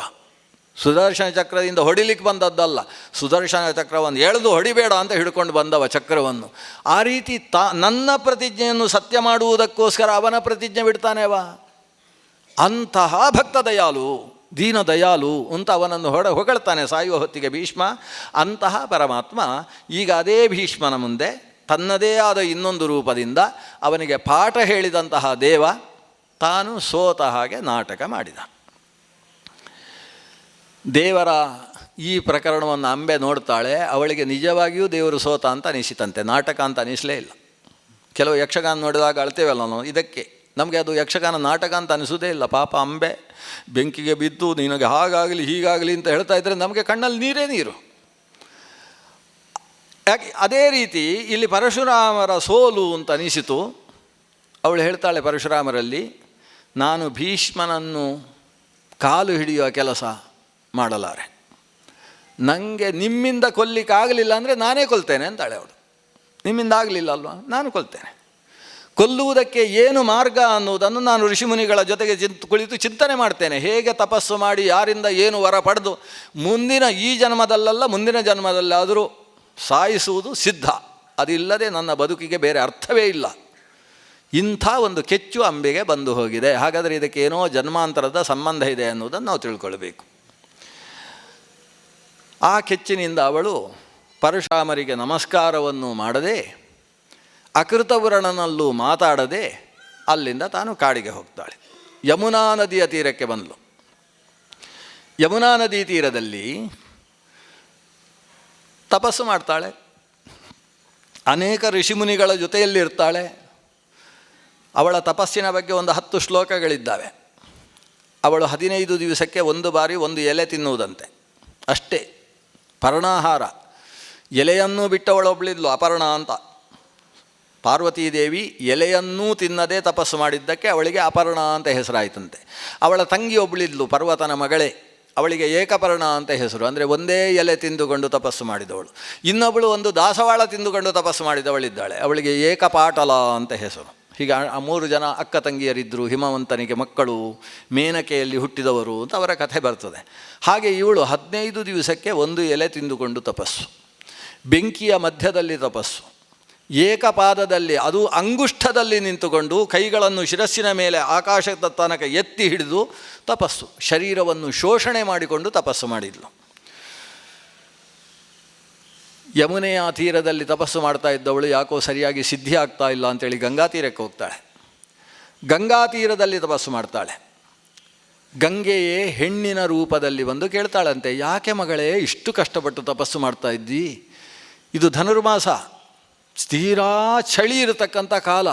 ಈ ಕಾಲದಲ್ಲಿ ಕಂಠಮಟ್ಟ ಈ ಗಂಗೆಯ ನೀರಿನಲ್ಲಿ ಕೂತ್ಕೊಂಡು ತಪಸ್ಸು ಮಾಡ್ತಾ ಇದ್ದೀಯಲ್ಲ, ಇಷ್ಟು ಕಷ್ಟ ಯಾಕೆ ಪಡ್ತಾ ಇದ್ದಿ?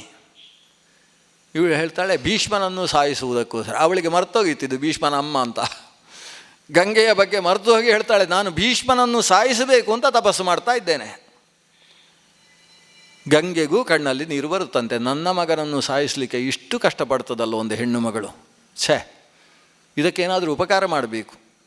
ಆದರೆ ಅವಳಿಗೆ ನನ್ನ ಮಗನನ್ನು ಸಾಯಿಸಬಾರ್ದು ಅಂತಲೂ ಬುದ್ಧಿ ಬರಬೇಕು. ಏನು ಮಾಡೋದು? ಅದಕ್ಕೆ ಹೇಳ್ತಾಳೆ ಅವಳು, ನೋಡು ಭೀಷ್ಮ ಒಳ್ಳೆಯವ ಅಲ್ವಾ, ನನ್ನ ಮಗ, ಅವನು ದೇವಾಪಗಾಗ ಅಂದರೆ ದೇವಾಪಗ ಅನಿಸಿದಂತಹ ನನ್ನ ಮಗ, ಅಂಥವನಿಗೆ ನೀನು ಸಾಯಿಸಬೇಕು ಅಂತ ಹೊರಟಿದ್ದಿ. ಒಂದು ವೇಳೆ ಅಷ್ಟು ಒಳ್ಳೆಯ ಹುಡುಗನನ್ನು ನೀನು ಸಾಯಿಸುವುದಕ್ಕೋಸ್ಕರ ಹೀಗೆ ತಪಸ್ಸು ಮಾಡಿದರೆ ನೀನು ಕೂಡ ನದಿಯಾಗಿ ಹರಿತಿ.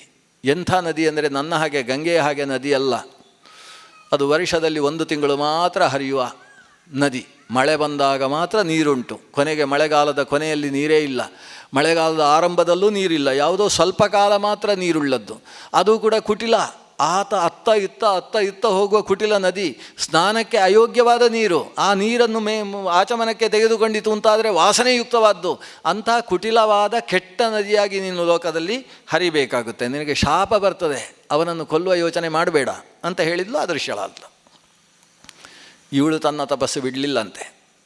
ಇವಳ ಶರೀರ ಒಂದು ರೂಪದಿಂದ ನದಿಯಾಗಿ ಹೋಯಿತು ಅಂತ ಮಹಾಭಾರತ ಹೇಳ್ತದೆ. ಆ ನದಿಗೆ ಕುಟಿಲ ಅಂತಲೇ ಹೆಸರಂತೆ, ಕುಟಿಲಾ ನದಿ ಅಂತಲೇ ಹೆಸರಂತೆ. ಅದರ ನೀರು ಅನುಷ್ಠಾನಕ್ಕೆ ಯೋಗ್ಯವಾದದ್ದಲ್ಲಂತೆ. ಎಲ್ಲಿಂಟು ನಂಗೆ ಗೊತ್ತಾಗಲಿಲ್ಲ, ಇನ್ನು ಹುಡುಕಬೇಕು, ಗೂಗಲ್ ಸರ್ಚ್ ಮಾಡಬೇಕಷ್ಟೇ. ಇನ್ನು ಕುಟಿಲ ಅನ್ನುವ ನದಿಯಾಗಿ ಅದು ಹರಿತಂತೆ, ಅದು ಅನುಷ್ಠಾನ ಯೋಗ್ಯವಾದ ನೀರಂತೆ. ಇನ್ನೊಂದು ರೂಪದಿಂದ ತಪಸ್ಸು ಮುಂದುವರಿಸಿದ್ಲು, ರುದ್ರದೇವರನ್ನು ಒಲಿಸಿಕೊಂಡಿದ್ದಾಳೆ. ರುದ್ರದೇವರು ಅವಳಿಗೆ ವರ ಕೊಟ್ಟರು, ನೀನು ಮುಂದಿನ ಜನ್ಮದಲ್ಲಿ, ಈ ಜನ್ಮದಲ್ಲಿ ಆಗೋದಿಲ್ಲ ನಿನಗೆ, ಯಾಕಂದರೆ ಹೆಣ್ಣಾಗಿ ಹುಟ್ಟಿದ್ದಿ, ಮುಂದಿನ ಜನ್ಮದಲ್ಲಿ ಭೀಷ್ಮನನ್ನು ಸಾಯಿಸುವುದಕ್ಕೆ ಬೇಕಾದ ಶಕ್ತಿ ನಿನಗೆ ಬರ್ತದೆ ಅಂತ ಒಂದು ವರ ಕೊಟ್ಟರು.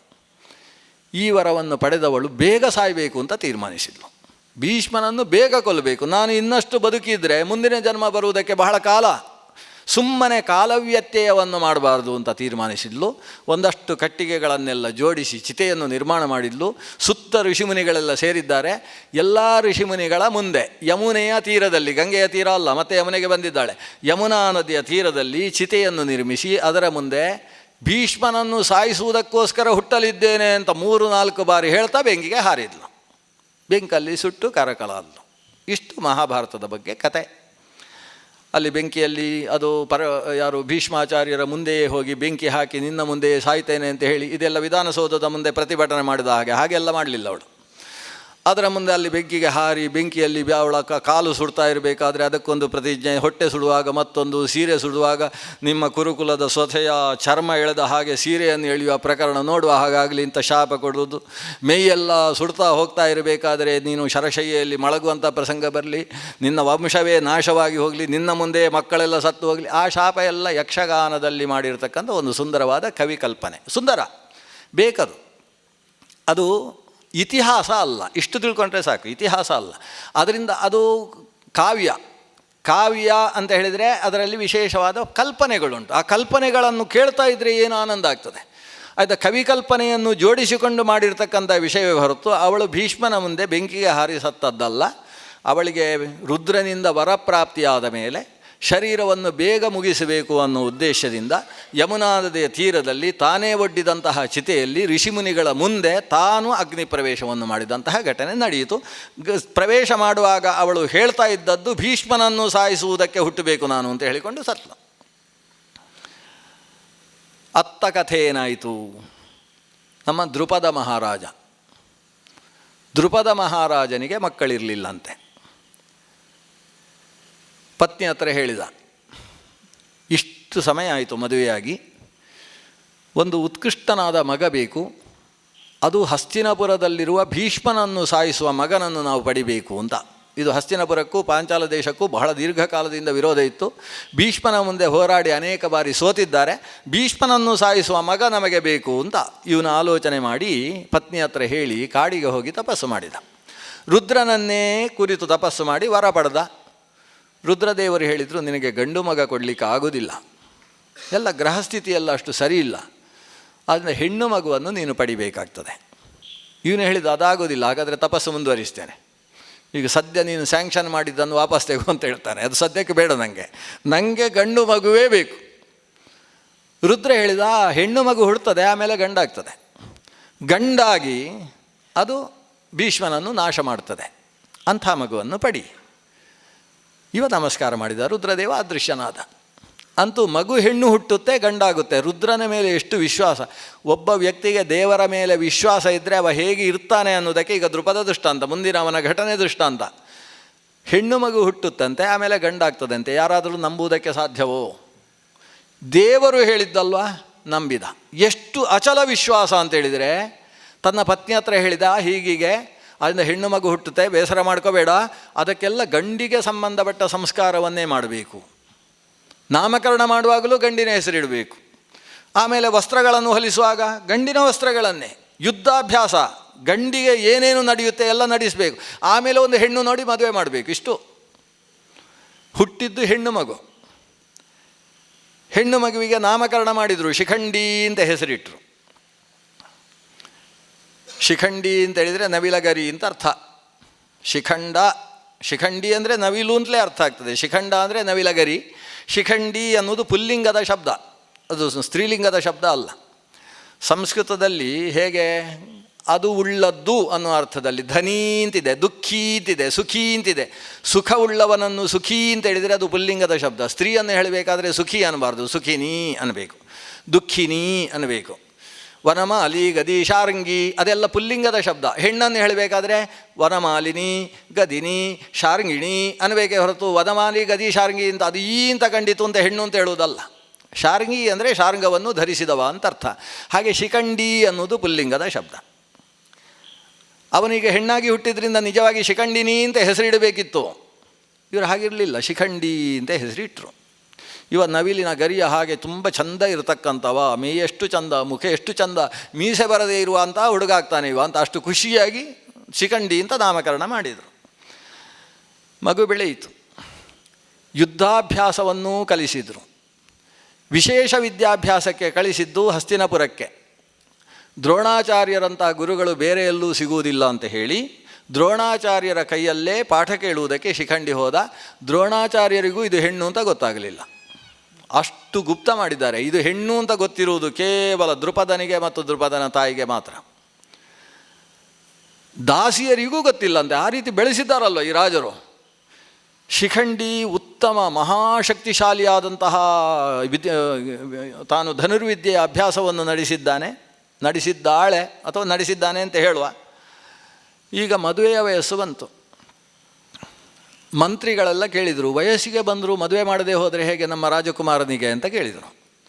ಈಗ ಕಾಲದಲ್ಲಿ ಮದುವೆ ಮಾಡುವುದು ಜವಾಬ್ದಾರಿ ಅಲ್ವಾ, ಏನು ಮಾಡುವುದು? ಹೆಣ್ಣನ್ನು ಮದುವೆ ಮಾಡುವುದಾ, ಗಂಡನ್ನು ಮದುವೆ ಮಾಡುವುದಾ ಅಂತ ಪ್ರಶ್ನೆ.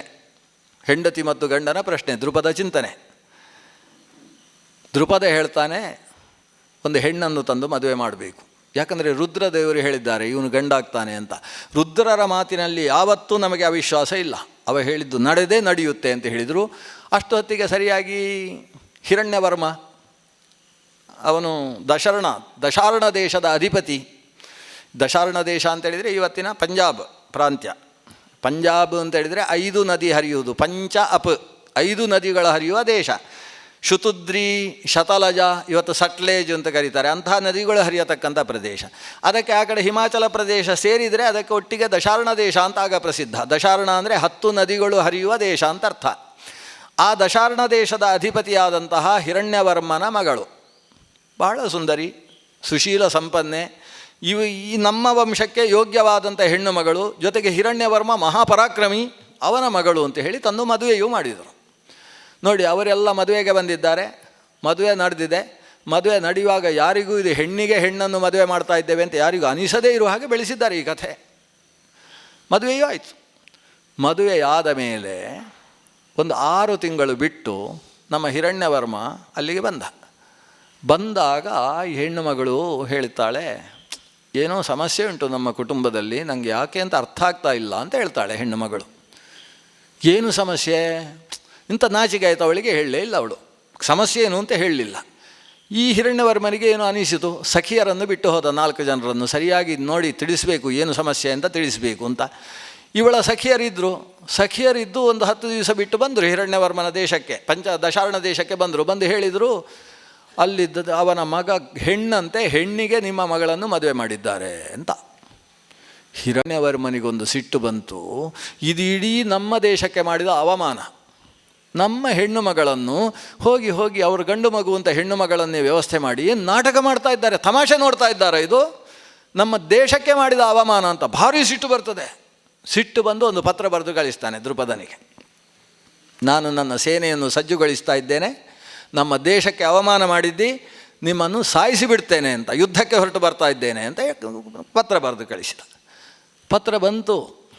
ಇವರಿಗೆ ನಿದ್ದೆಯೇ ಇಲ್ಲ ದಂಪತಿಗಳಿಗೆ, ಇನ್ನೊಬ್ಬರ ಹತ್ರ ಹೇಳಲಿಕ್ಕಿಲ್ಲ ಬಿಡಲಿಕ್ಕಿಲ್ಲ. ಅಲ್ಲಿ ದಂಡೆತ್ತಿ ಯಾಕೆ ಬರ್ತಾರೆ, ಕಾರಣ ಇಬ್ಬರೂ ಕೂತ್ಕೊಂಡು ರಾತ್ರಿ ಆಲೋಚನೆ ಮಾಡಿ ತಾವು ಒಂದು ಪತ್ರ ಬರೀತಾರೆ. ಯಾರು ಹೇಳಿದ್ದು ನಿಮಗೆ, ಸುಳ್ಳು ಹೇಳಿದ್ದಾರೆ, ನಮ್ಮ ಮಗ ನಿಜವಾಗಿಯೂ ಗಂಡು ಮಗ, ನೀವು ಸುಳ್ಳು ಯಾರೋ ಹೇಳಿದ್ದನ್ನು ಹೀಗೆಲ್ಲ ನಂಬಿ ಪತ್ರ ಬರಿಬಾರ್ದು ಅಂತ ಒಂದು ಲೆಟ್ರ್ ಕಳಿಸಿದರು.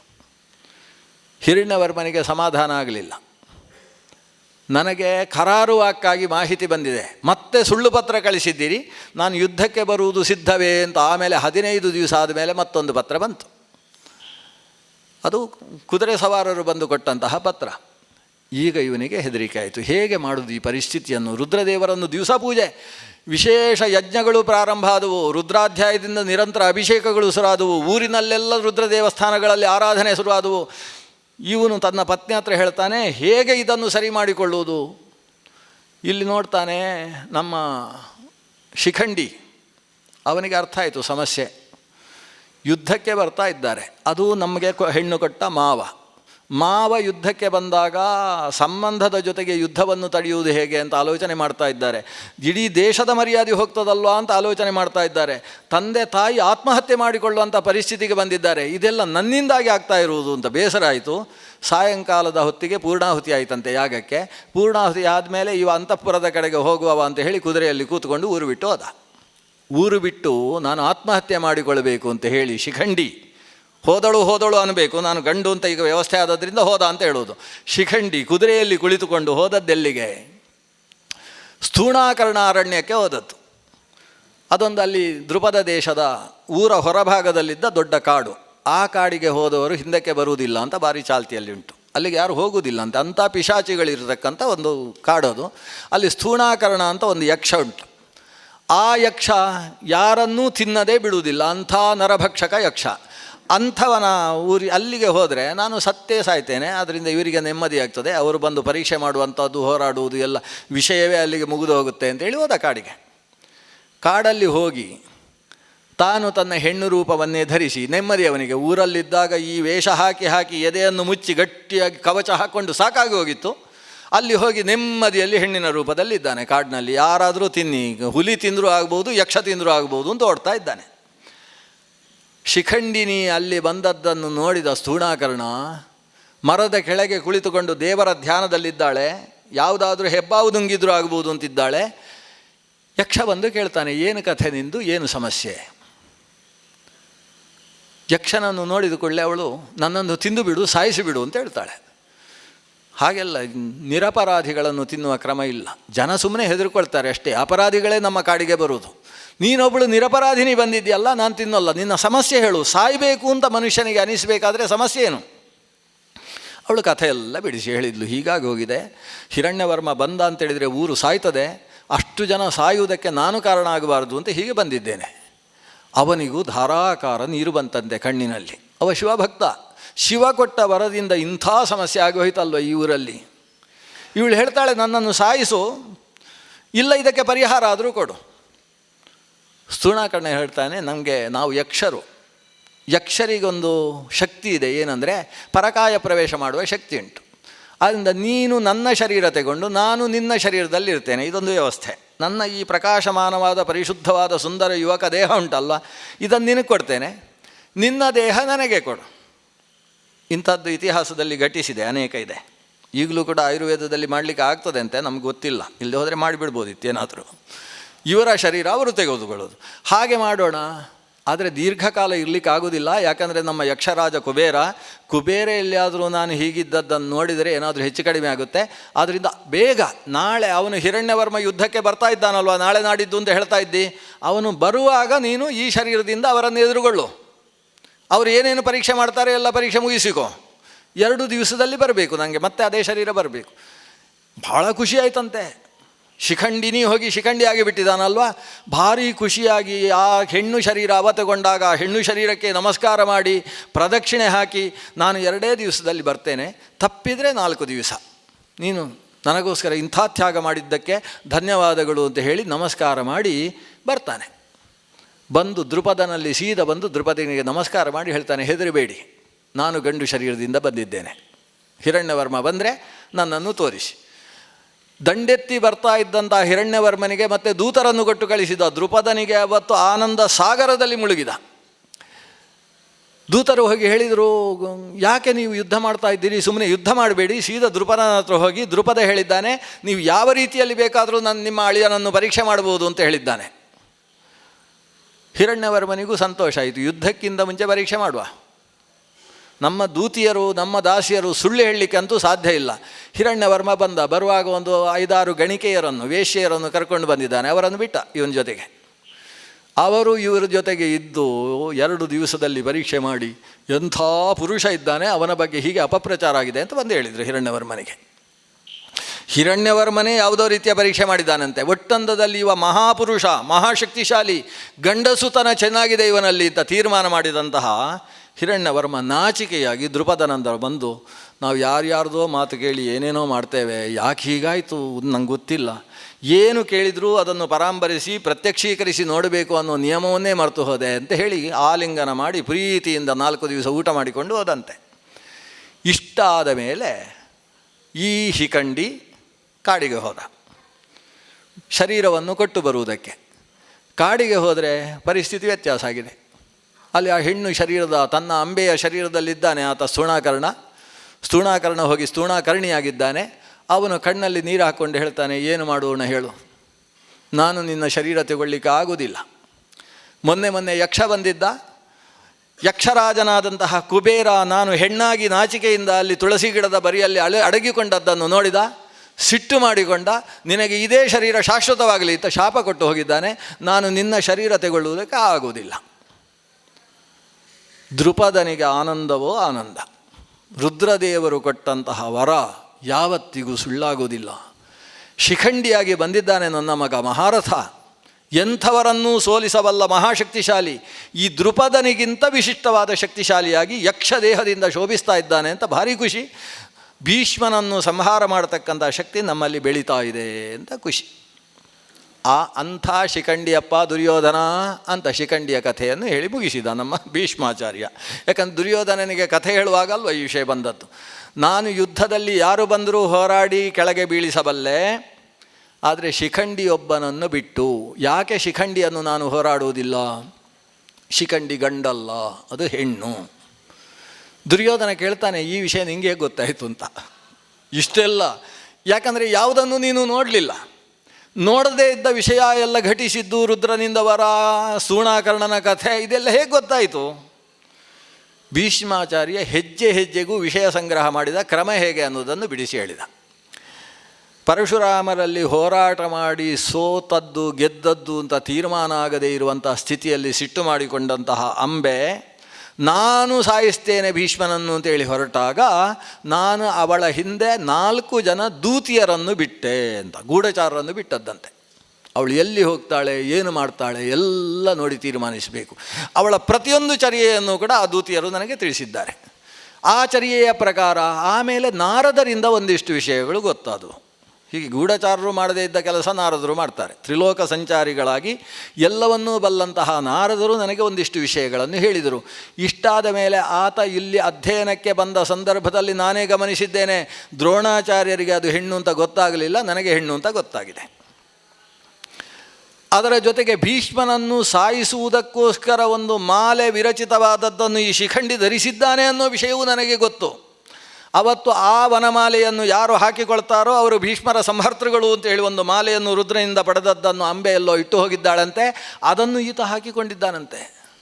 ಆದ್ದರಿಂದ ನನ್ನನ್ನು ಸಂಹಾರ ಮಾಡುವುದಕ್ಕೋಸ್ಕರವೇ ದೇವರಿಂದ ಸೃಷ್ಟವಾದ ಹೆಣ್ಣು ಅವಳು. ಅವಳನ್ನು ಕಂಡ್ರೆ ನಾನು ಯುದ್ಧ ಮಾಡುವುದಿಲ್ಲ. ದುರ್ಯೋಧನ ಹೇಳ್ತಾನೆ, ನಿಮ್ಮನ್ನು ಕೊಲ್ಲುವುದಕ್ಕೆ ಬರತಕ್ಕಂಥವರನ್ನು ಹೊರಡಬಹುದಲ್ಲ. ಪರಶುರಾಮರು ಬ್ರಾಹ್ಮಣರು, ಗುರುಗಳು, ಅವರ ಜೊತೆಗೆ ಹೋರಾಡಿದ್ದೀರಿ. ಬ್ರಾಹ್ಮಣರನ್ನು ಹೊಡಿಬಾರ್ದು, ಗುರುಗಳನ್ನು ಹೊಡಿಬಾರ್ದು ಅಂತ ಧರ್ಮಶಾಸ್ತ್ರ ಬಲ್ಲಂತಹ ನೀವು ಶಸ್ತ್ರ ಹಿಡಿದು ಒಬ್ಬ ಬ್ರಾಹ್ಮಣ ಸಾಯಿಸ್ತೇನೆ ಅಂತ ಬಂದರೆ ಕ್ಷತ್ರಿಯನು ಅವನನ್ನು ಹೊಡೆದು ಕೊಲ್ಲಬಹುದು ಅಂತ ಧರ್ಮಶಾಸ್ತ್ರ ಹೇಳ್ತೀರಿ. ನಿಮ್ಮನ್ನು ಸಾಯಿಸುವುದಕ್ಕೆ ಹೆಣ್ಣೇ ಆದರೂ ಗಂಡಿನ ದೇಹದಲ್ಲಿ ಬರ್ತಾ ಇದ್ದಾನೆ ಶಿಖಂಡಿ ಅಂತಾದರೆ ನೀವು ಸಾಯಿಸಬೇಕಲ್ಲ. ಭೀಷ್ಮರು ಹೇಳ್ತಾರೆ, ನನಗೆ ಸಾಯಿಸಲಿಕ್ಕೆ ಇಷ್ಟ ಇಲ್ಲ. ಇಲ್ಲಿಗೆ ಮುಗೀತು ವಿಷಯ. ಇಷ್ಟ ಇಲ್ಲ ಅಷ್ಟೇ. ಹಾಗಾದರೆ ಇಷ್ಟ ಇಲ್ಲ ಯಾಕೆ ಅದು ಪ್ರಶ್ನೆ ಮಾಡುವ ಹಾಗಿಲ್ಲ, ಇಷ್ಟ ಇಲ್ಲ ಅಷ್ಟೇ. ನೀವು ಊಟದಲ್ಲಿ ಒಂದು ಪತ್ರೊಡೆ ಹಾಕಿ ತಿನ್ನು ಅಂತ ಹೇಳಿದರೆ ನನಗೆ ಪತ್ರೊಡೆ ತಿನ್ನಲಿಕ್ಕೆ ಆಗೋಲ್ಲ. ಯಾಕಾಗೋದಿಲ್ಲ? ಇಷ್ಟ ಇಲ್ಲ. ಆಮೇಲೆ ಹೇಗೆ ತಿನ್ನಿಸ್ತೀರಿ ಹೇಳಿ? ಇಷ್ಟ ಇಲ್ಲ ಅನ್ನೋದಕ್ಕೆ ಮತ್ತೆ ಪ್ರತಿ ಉತ್ತರ ಇಲ್ವಲ್ಲ. ಇಷ್ಟ ಇಲ್ಲ. ಇಷ್ಟ ಇಲ್ಲದೇ ಇರುವುದಕ್ಕೆ ಕಾರಣ ಏನು? ಅದು ಜನ್ಮಾಂತರದ ಕರ್ಮ.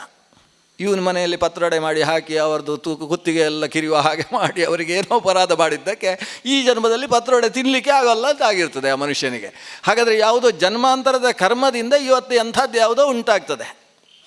ಹಿಂದಕ್ಕೆ 1-2 ನಿಮಿಷದಲ್ಲಿ ಮುಗಿಸ್ತೇನೆ, ಏನೋ ಬಾರಿ ಇನ್ನೂ ಉದ್ದ ಮಾಡ್ತಾರೆ ಅಂತ ಅಂದ್ಕೊಳ್ಬೇಡಿ. ಯಾಕಂದರೆ ಈ ಕಥೆ ಹಿಂದೆ ಬಂದಿದೆ, ಆರಂಭದಲ್ಲಿ ಈ ಕಥೆ ಬಂದಿದೆ. ಹಿಂದಕ್ಕೆ ವಸಿಷ್ಠರಲ್ಲಿ ನಂದಿನಿ ಎಂಬಂತಹ ಧೇನು ಇತ್ತು, ಅಮೃತವನ್ನು ಕೊಡತಕ್ಕಂಥ ಹಸು.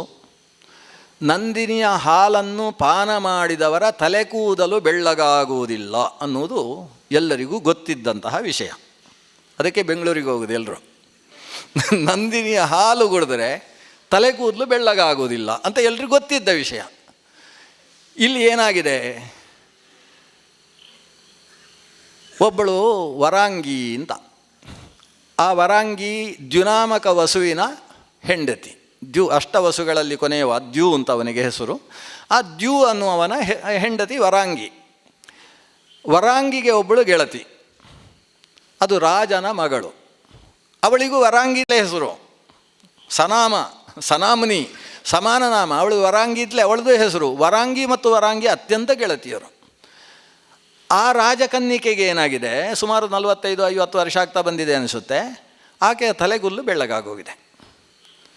ಅವಳಿಗೆ ನಾಚಿಕೆ, ನನ್ನ ಗಂಡನಿಗಿನ್ನೂ ವಯಸ್ಸಾಗಲಿಲ್ಲ, ನನಗೆ ಯಾಕೆ ಇಷ್ಟು ಬೇಗ ತಲೆಗುಲ್ಲು ಬೆಳ್ಳಗಾಗೋಗಿದೆ, ಹೀಗಾಗೋಗಿದೆ. ಆಗ ಈ ವರಾಂಗಿ ಹೇಳ್ತಾಳೆ, ವಸಿಷ್ಠರ ಮನೆಯ ದೇನುವಿನ ಹಾಲು ಒಂದು 3 ದಿವಸ ಕುಡಿದ್ರೆ ಸಾಕು, ಎಲ್ಲ ಹಿಂದಕ್ಕೆ ಕಪ್ಪಾಗ್ತದೆ, ಮತ್ತೆ ಶರೀರಕ್ಕೆ ಅದು ಹೀಗೆಲ್ಲ ತೊಂದರೆ ಆಗೋದಿಲ್ಲ, ಹಲ್ಲು ಹೋದದ್ದೇ ಬೆಳೆಯುತ್ತಂತೆ ಅಂತ ಹೇಳ್ತಾಳೆ. ಅಂಥದ್ದು ಆ ಹಾಲಿನ ಬಲ. ಹೌದಾ, ವಸಿಷ್ಠರಲ್ಲಿ ಹೋಗಿ ಹಾಲು ಕುಡಿಯುವುದು ಹೇಗೆ ನಾವು ಅಂತ ಇವಳಿಗೆ ಸಮಸ್ಯೆ ಆಯಿತು. ನೋಡುವ, ನಾನೊಂದು ಪ್ರಯತ್ನ ಪಡ್ತೇನೆ ಅಂತ ಇವಳು ಹೇಳಿದ್ಲು. ವರಾಂಗಿ ಯಾರು? ದ್ಯುನಾಮಕ ವಸುವಿನ ಹೆಂಡತಿ. ದ್ಯುವಿನಲ್ಲಿ ಬಂದು ಹೇಳ್ತಾಳೆ, ನೀವೇನಾದರೂ ಮಾಡಿ ವಸಿಷ್ಠರ ಹಸುವನ್ನು ಬಂದು ಮನೆಯಲ್ಲಿ ಕಟ್ಟಬೇಕು. ದ್ಯು ಹೇಳ್ತಾನೆ, ಹಾಗೆಲ್ಲ ಮಾಡಲಿಕ್ಕೆ ಆಗೋದಿಲ್ಲ, ಅದು ಹೋಮಧೇನುವನ್ನು ಕದ್ದುಕೊಂಡು ತರುವುದು ಅಂದರೆ ಏನರ್ಥ? ಯಾಕೆ ಹೀಗೆ ಹಠ ಹಿಡಿತಾ ಇದ್ದಿ? ನೀವು ಆ ಹಸುವನ್ನು ತಂದು ಮನೆಯಲ್ಲಿ ಕಟ್ಟಲಿಲ್ಲ ಅಂತೇಳಿದರೆ ನಾಳೆಯಿಂದ ನಿಮ್ಮ ಹತ್ರ ಮಾತಾಡುವುದಿಲ್ಲ ಅಂತ ಹೇಳಿದ್ಲು ಇವಳು. ಈ ಒಂದು ಬೊಂಬಾಯಿ ಆಗದೆ ಹೋದರೆ ಮನೆಯಲ್ಲಿ ಒಂದು ಸ್ವಾರಸ್ಯವೇ ಇರುವುದಿಲ್ಲ, ಇವ್ರಿಗೆ ಗೊತ್ತು. ಇವಳು ಮಾತಾಡದೆ ಹೋದರೆ ಮನೆ ಚೆಂದ ಇರುವುದಿಲ್ಲ. ಆಕೆಯ ಮೇಲಿನ ಮೋಹಪಾಶಕ್ಕೆ ಸಿಕ್ಕಿದಂತಹ ದ್ಯು ಏನು ಮಾಡಿದ, ತನ್ನ 7 ಜನ ಅಣ್ಣಂದಿರ ಹತ್ರ ಹೇಳ್ತಾನೆ, ಅಣ್ಣಂದಿರು ಸ್ವಲ್ಪ ಸಹಾಯ ಮಾಡಬೇಕು, ನಾನು ಹಸುವನ್ನು ತಂದು ಕಟ್ಟುವಲ್ಲಿ ತನಕ ಜೊತೆಗಿರಬೇಕು. ಅವ್ರು ಹೇಳಿದರು, ತಪ್ಪು ಮಾಡಬೇಡ ಮಗು ಅಂತ ಹೇಳಿದರು. ಇಲ್ಲ, ನನ್ನ ಹೆಂಡತಿಯ ಜೊತೆಗೆ ನನಗೆ ಬದುಕಲಿಕ್ಕೆ ಆಗ್ತಾ ಇಲ್ಲ, ಒಂದು ಕಟ್ಟಿದರೆ ಆಮೇಲೆ ನಾನು ಸತ್ರೂ ತೊಂದರೆ ಇಲ್ಲ, ಇವಳ ಜೊತೆಗೆ ಬದುಕುವುದಕ್ಕಿಂತ ನಾನು ತಂದು ಕಟ್ತೇನೆ. ಈ 7 ಜನರ ಸಹಾಯವನ್ನು ತಗೊಂಡು ವಸಿಷ್ಠರ ದೇನುವನ್ನು ತಾನು ಮನೆಯಲ್ಲಿ ಕಟ್ಟಲಿಕ್ಕೆ ಅಂತ ಬಂದರೆ ನಮ್ಮ ವಸಿಷ್ಠರು ಸಮಿದೆಯನ್ನು ಹಿಡ್ಕೊಂಡು ಅದೇ ಮಾರ್ಗದಿಂದ ಬರ್ತಾ ಇದ್ದಾರೆ. ನೋಡಿದರು, ಏನು ನಮ್ಮ ಹಸುವನ್ನು ಎಳ್ಕೊಂಡು ಹೋಗ್ತಾ ಇದ್ದಿ, ಬರೋಲ್ಲ ಅಂತ ಹೇಳುವ ಹಸುವನ್ನು ಎಳಿತಾ ಇದ್ದೀಯಲ್ಲ, ಏನು ಕಥೆ? ಇವನ ಮೈ ನಡುವುದಕ್ಕೆ ಶುರುವಾಯಿತು.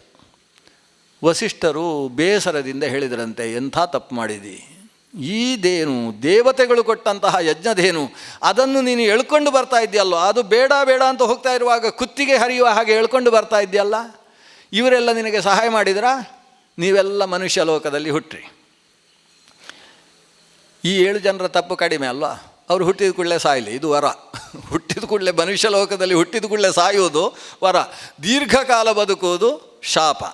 ಅದನ್ನು ನಮ್ಮ ಬಗ್ಗೆ ನಾವು ಭಾರಿ ವಿಮರ್ಶೆ ಮಾಡುವುದಕ್ಕಿರುವ ವಿಷಯ ಇದು. ಇವನಿದ್ದಾನಲ್ಲ, ಇವನೇ ಕದಿಯುವುದಕ್ಕೆ ಹೋಗಿದ್ದಾನಲ್ಲ, ಅವನು ಇವರೆಲ್ಲರ ಆಯುಷ್ಯದಷ್ಟು ಅಂದರೆ 800 ವರ್ಷ ಅವ ಭೂಲೋಕದಲ್ಲಿ ಮನುಷ್ಯನಾಗಿ ಬಾಳಲಿ. ಅಷ್ಟೇ ಅಲ್ಲ, ಇವನಿಗೆ ಅಷ್ಟು ಸಹಕಾರ, ಇದನ್ನು ತರಬೇಕು ಅಂತ ಹಠ ಹಿಡಿದವಳು ಇದಕ್ಕಿಂತ ದೊಡ್ಡ ಅಪರಾಧ ಮಾಡಿದ್ದಾಳಲ್ಲ ಹೆಣ್ಣು ಮಗಳು ವರಾಂಗಿ. ಅವಳು ಭೂಮಿಯಲ್ಲಿ ಮನುಷ್ಯಳಾಗಿ ಹುಟ್ಟಬೇಕು, ಆದರೆ ಗಂಡನ ಜೊತೆಗೆ ತಾನು ಬದುಕುವುದಕ್ಕೆ ಅವಕಾಶ ಸಿಗಬಾರ್ದು, ಗಂಡನಿಗಿಂತ ದೂರ ಇರಬೇಕು. ಅಷ್ಟೇ ಅಲ್ಲ, ಗಂಡನ ಜೊತೆಗೆ ವಿಪರೀತ ವಿರೋಧ ಇರಬೇಕು. ವಿಪರೀತ ವಿರೋಧದ ಪರಿಣಾಮ ಏನಾಗಬೇಕು ಅಂದರೆ ಗಂಡನನ್ನು ಅವಳೇ ಸಾಯಿಸಬೇಕು. ಯಾಕಂದರೆ ಇಲ್ಲಿ ಸಾಯಿಸಿದ್ದಾಳಲ್ಲ, ಲಟ್ಟಣಿಗೆ ಹಿಡ್ಕೊಂಡು ನೀವು ತರಲಿಲ್ಲ ಅಂದರೆ ಮನೆಯಲ್ಲಿ ನಾನು ಪಿಶಾಚಿಯಾಗಿರ್ತೇನೆ ಅಂತ ಹೇಳಿ ಸಾಯಿಸಿದ್ದಾಳೆ. ಆ ಹಸುವನ್ನು ತರುವಷ್ಟು ಕೆಟ್ಟ ಕೆಲಸ ಮಾಡಿಸಿದ್ದಾಳೆ. ಗಂಡನಲ್ಲಿ ದೊಡ್ಡ ಕೆಟ್ಟ ಕೆಲಸವನ್ನು ಮಾಡಿಸಿದರೆ ಅದರ ಪರಿಣಾಮ ಇಂಥದ್ದು, ಮುಂದಿನ ಜನ್ಮದಲ್ಲಿ ಗಂಡನನ್ನೇ ಅವಳು ಸಾಯಿಸಬೇಕು. ಇಷ್ಟು ಶಾಪವನ್ನು ಕೊಟ್ಟಿದ್ದಾರೆ. ಅದರಲ್ಲಿ ಅದೇ ಅಲ್ಲದೆ ಇವನು ಆ 7 ಜನರು ಅಲ್ಲ, 8 ಜನರ ಗರ್ಭ ದುಃಖವನ್ನು ತಾನು ಸಾಯುವ ಕಾಲದಲ್ಲಿ ಅನುಭವಿಸಬೇಕು ಅಂತಕ್ಕಂಥ ಶಾಪ ಸೇರಿದೆ. ಇದೆಲ್ಲ ಶಾಪಗಳ ಪರಿಣಾಮವಾಗಿ ಆ ದ್ಯುನಾಮಕ ವಸು ಇಲ್ಲಿ ದೇವವ್ರತ ಭೀಷ್ಮನಾಗಿ ಆವಿರ್ಭವಿಸಿದ್ದಾನೆ. ಅವನ ನಿಜವಾದ ಹೆಂಡತಿ ವರಾಂಗಿ, ಅವಳೇ ಅಂಬೆಯಾಗಿ ಹುಟ್ಟಿದ್ದಾಳೆ. ಹಾಗಾಗಿ ಕಂಡಾಗ ಇವನನ್ನು ಸಾಯಿಸಬೇಕು ಅಂತ ಅವಳಿಗೆ ಮನಸ್ಸಿನಲ್ಲಿ, ಈಕೆಯನ್ನು ಕಂಡರೆ ಅವಳ ಜೊತೆಗೆ ನಾನು ಹೋರಾಡಬಾರ್ದು ಅಂತಕ್ಕಂತಹ ಭಾವ ಈತನಲ್ಲಿ. ಇದಕ್ಕೆಲ್ಲ ಮೂಲಭೂತವಾಗಿ ಜನ್ಮಾಂತರದ ಸಂಬಂಧ ಇದೆ ಅನ್ನುವ ವಿಷಯದ ಜೊತೆಗೆ ಈ ಉದ್ಯೋಗ ಪರ್ವದ ಉಪಸಂಹಾರ ಆಗ್ತದೆ. ಅಲ್ಲಿಗೆ ಉದ್ಯೋಗ ಪರ್ವ ಈ ಬಾರಿ ಮುಗಿಸಿದ ಹಾಗಾಯಿತು. ಮಹಾಭಾರತದಲ್ಲಿ ಉದ್ಯೋಗ ಪರ್ವ ಬಹಳ ದೊಡ್ಡದಂತೆ. ವಿರಾಟೋದ್ಯೋಗ ಸಾರವಾನ್ ಅಂತ ಆರಂಭದಲ್ಲಿ ಹೇಳ್ತಾರೆ ವೇದವ್ಯಾಸರು. ಮಹಾಭಾರತ ಅನ್ನೋದು ಒಂದು ಕಬ್ಬು, ಕಬ್ಬಿನಲ್ಲಿ 18 ಗಂಟುಗಳು ಬಂದಾಗ ಆ ಕಬ್ಬು ಬಹಳ ರುಚಿ ಬೆಳೆದಿದೆ ಅಂತ ಲೆಕ್ಕ. ಇದರಲ್ಲೂ 18 ಪರ್ವ ಇದೆ, ಪರ್ವ ಅಂದರೆ ಗಂಟು. 18 ಪರ್ವದ ಅದ್ಭುತವಾದ ಕಬ್ಬು. ಒಂದೊಂದು ಪ್ರತಿ ಪರ್ವ ರಸೋದಯ, ಒಂದೊಂದು ಗಂಟನ್ನು ನೀವು ಜಗಿತಾ ಆಸ್ವಾದಿಸ್ತಾ ಹೋದರೆ ಕಬ್ಬಿನಲ್ಲಿ ಹೇಗೆ ಮೇಲಿನಿಂದ ಕೆಳಗೆ ಬರ್ತಾ ಇದ್ದ ಹಾಗೆ ರಸ ಉದಯ ಆಗ್ತಾ ಇರ್ತದೋ ಹಾಗೆ ಇದರಲ್ಲಿ ಒಂದೊಂದು ಪರ್ವದಲ್ಲೂ ಕೂಡ ರಸೋದಯ ಆಗ್ತಾ ಹೋಗುತ್ತೆ, ನಮ್ಮನ್ನು ಅದು ಸತ್ವಯುತರನ್ನಾಗಿಸ್ತಾ ಹೋಗುತ್ತೆ. ಅದರಲ್ಲೂ ಮಧ್ಯದ ಭಾಗ ಉಂಟಲ್ವ ಕಬ್ಬಿನದ್ದು, ಅದು ಸಾರ. ಅದರಿಂದ ನಿಮಗೆ 1 ಲೋಟದಲ್ಲಿ 1 ಅಚ್ಚು ಬರ್ತದೆ. ಮೇಲಿದ್ದರಲ್ಲಿ ಹಾಗಲ್ಲ, 6 ಲೋಟದಿಂದ 1 ಅಚ್ಚು ಬೆಲ್ಲ ಬರೋದು. ಇದು ಹಾಗಲ್ಲ, ಇಲ್ಲಿ ಅಷ್ಟು ಸಾರ. ಮಧ್ಯದ ಗಂಟು ಅಂತೇಳಿದರೆ ಅದು ವಿರಾಟ ಪರ್ವ ಮತ್ತು ಉದ್ಯೋಗ ಪರ್ವ. ಈ ವಿರಾಟ ಉದ್ಯೋಗ ಅನ್ನೋದು ಮಹಾಭಾರತವೆಂಬ ಕಬ್ಬಿನ ಸಾರ ಅಂತ ಹೇಳ್ತಾರೆ. ಅಂತಹ ಸಾರ ಭಾಗದ ವಿಷಯವನ್ನು ಇವತ್ತು ಭಗವಂತನಲ್ಲಿ ಸಮರ್ಪಣೆ ಮಾಡೋಣ. ಶ್ರದ್ಧೆಯಿಂದ ಶ್ರವಣ ಮಾಡಿದ್ದೀರಿ. 7 ದಿವಸ ಅಥವಾ 7 ಗಂಟೆಯೂ ಅಲ್ಲ, 9-9.5 ಗಂಟೆಯ ಕಾಲಾವಧಿ ಕೂತು ಕೇಳುವುದು ಅಂದರೆ ಇವತ್ತು ಕಲಿಯುಗದಲ್ಲಿ ಮನುಷ್ಯನಿಗೆ ಸುಲಭದ ಕೆಲಸ ಅಲ್ಲ. ಕೂತು ಕೇಳುವುದು ದೊಡ್ಡ ತಪಸ್ಸು. ಶ್ರದ್ಧೆಯಿಂದ ಕೂತು ಒಂದು ಮೊಬೈಲು ರಿಂಗಣಿಸದೇ ಇರುವ ಹಾಗೆ ಜಾಗ್ರತೆ ವಹಿಸಿ, ಅದು ದೊಡ್ಡದು. ಕೆಲವರಿಗೆ ಒಂದು 10 ನಿಮಿಷ ಮೊಬೈಲ್ ರಿಂಗ್ ಆಗದೆ ಹೋದರೆ ಯಾವುದೋ ಸ್ಮಶಾನದಲ್ಲಿದ್ದ ಹಾಗೆ ಅನುಭವ ಆಗ್ತದೆ. ಅಂಥ ಪರಿಸ್ಥಿತಿ ಬಂದಿದೆ.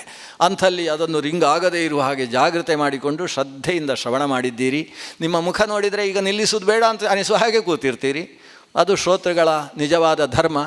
ಆ ಧರ್ಮವನ್ನು, ಶ್ರೋತೃಧರ್ಮವನ್ನು ಅನುಷ್ಠಾನ ಮಾಡಿದ ತಮಗೆಲ್ಲ ಆ ಮಹಾಭಾರತ ಪ್ರತಿಪಾದ್ಯನಾದಂತಹ ಭಗವಂತ ಶ್ರೀಕೃಷ್ಣ ವೇದವ್ಯಾಸದೇವರು ಇತೋಪ್ಯತಿಶಯವಾದಂತಹ ಜೀವನದ ಅಮೂಲ್ಯ ಶ್ರೇಯಸ್ಸುಗಳನ್ನು ಪ್ರೇಯಸ್ಸುಗಳನ್ನು ಕರುಣಿಸಲಿ ಅಂತ ಭಗವಂತನಲ್ಲಿ ಪ್ರಾರ್ಥನೆ ಮಾಡ್ತೇನೆ. ನನ್ನ ಹಠ ಮಾಡಿ ಕರೆಯುವಂತಹ ಈಶ್ವರ ಭಟ್ರು, ಅವರ ಮಕ್ಕಳು, ಅವರ ಕುಟುಂಬ, ಅದು ಒಂದು ಬಹಳ ಸ್ವಾರಸ್ಯದ ಕುಟುಂಬ. ಅದನ್ನು ಕೂತ್ಕೊಂಡು ಇಲ್ಲಿ ಮನೆಯಲ್ಲಿ ಕೂತು ಅನುಭವಿಸಬೇಕು. ಬೆಳಗ್ಗೆ ಫಲಹಾರ ಮಾಡುವುದು, ಮಧ್ಯಾಹ್ನ ಊಟಕ್ಕೆ ಬರುವುದು.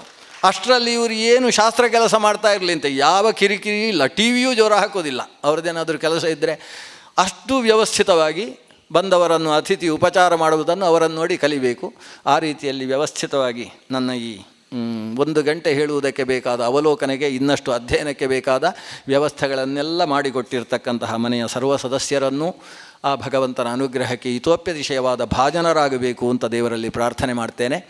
ಮತ್ತೊಮ್ಮೆ ಎಲ್ಲರಿಗೂ ಇದಕ್ಕೆ ವ್ಯವಸ್ಥೆ ಮಾಡಿದ ಮುಖ್ಯವಾಗಿ ಬಾಲಕೃಷ್ಣ ಭಟ್ರು ಅವರು ನಮಗಿಂತ ಮುಂಚೆ 15 ನಿಮಿಷ ಮುಂಚೆ ವಾರ್ಡನ್ ಬಂದ ಹಾಗೆ ನಮ್ಮ ವಿದ್ಯಾಪೀಠದಲ್ಲಿ ಮಕ್ಕಳನ್ನು 5 ಗಂಟೆಗೆ ಎಬ್ಬಿಸಬೇಕಾದ್ರೆ 10 ನಿಮಿಷ ಮುಂಚೆ ವಾರ್ಡನ್ ಸುತ್ತಾಕ್ತಾರೆ.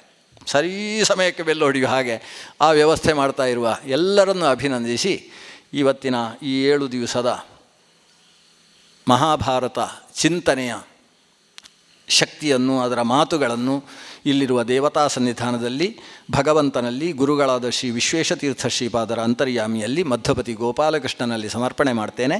ಶ್ರೀಕೃಷ್ಣಾರ್ಪಣಮಸ್ತು. ಕಾಯೇನ ವಾಚಾ ಮನಸೇಂದ್ರಿಯೈರ್ವಾ ಬುದ್ಧ್ಯಾತ್ಮನಾ ವಾ ಅನುಸೃತ ಸ್ವಭಾವಂ ಕರೋಮಿ ಯದ್ಯತ್ ಸಕಲಂ ಪರಸ್ಮೈ ನಾರಾಯಣಾಯೇತಿ ಸಮರ್ಪಯಾಮಿ. ಸರ್ವೇ ಭವಂತು ಸುಖಿನಃ, ಸರ್ವೇ ಸಂತು ನಿರಾಮಯಾಃ, ಸರ್ವೇ ಭದ್ರಾಣಿ ಪಶ್ಯಂತು ಮಾ ಕಶ್ಚಿತ್ ದುಃಖಭಾಗ್ ಭವೇತ್.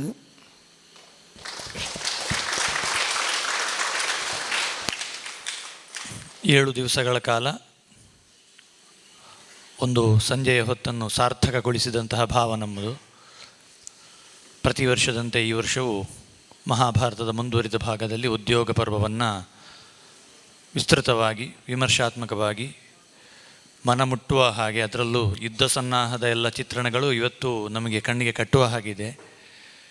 ಅದನ್ನೆಲ್ಲ ನಮಗೆ ವಿವರಿಸಿ ಇಂತಹ ಒಂದು ಅನುಪಮವಾದಂತಹ ಒಂದು ವೇದಿಕೆಯನ್ನು ನಮಗೆ ಇಲ್ಲಿ ಒದಗಿಸಿಕೊಟ್ಟವರು ಡಾಕ್ಟರ್ ಸತ್ಯನಾರಾಯಣ ಆಚಾರ್ಯರು.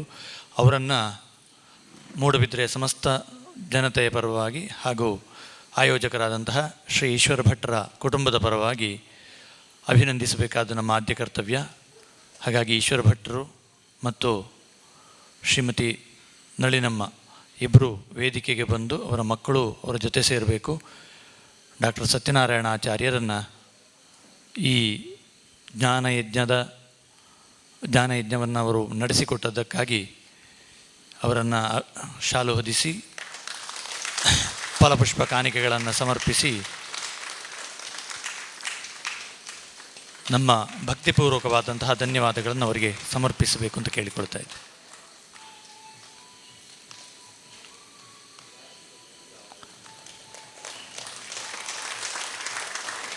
ಒಂದು ರೀತಿಯಲ್ಲಿ ನಮಗೂ ಒಂದು ವೃತ್ತದ ಹಾಗೆ ಆಗಿದೆ ಇದು.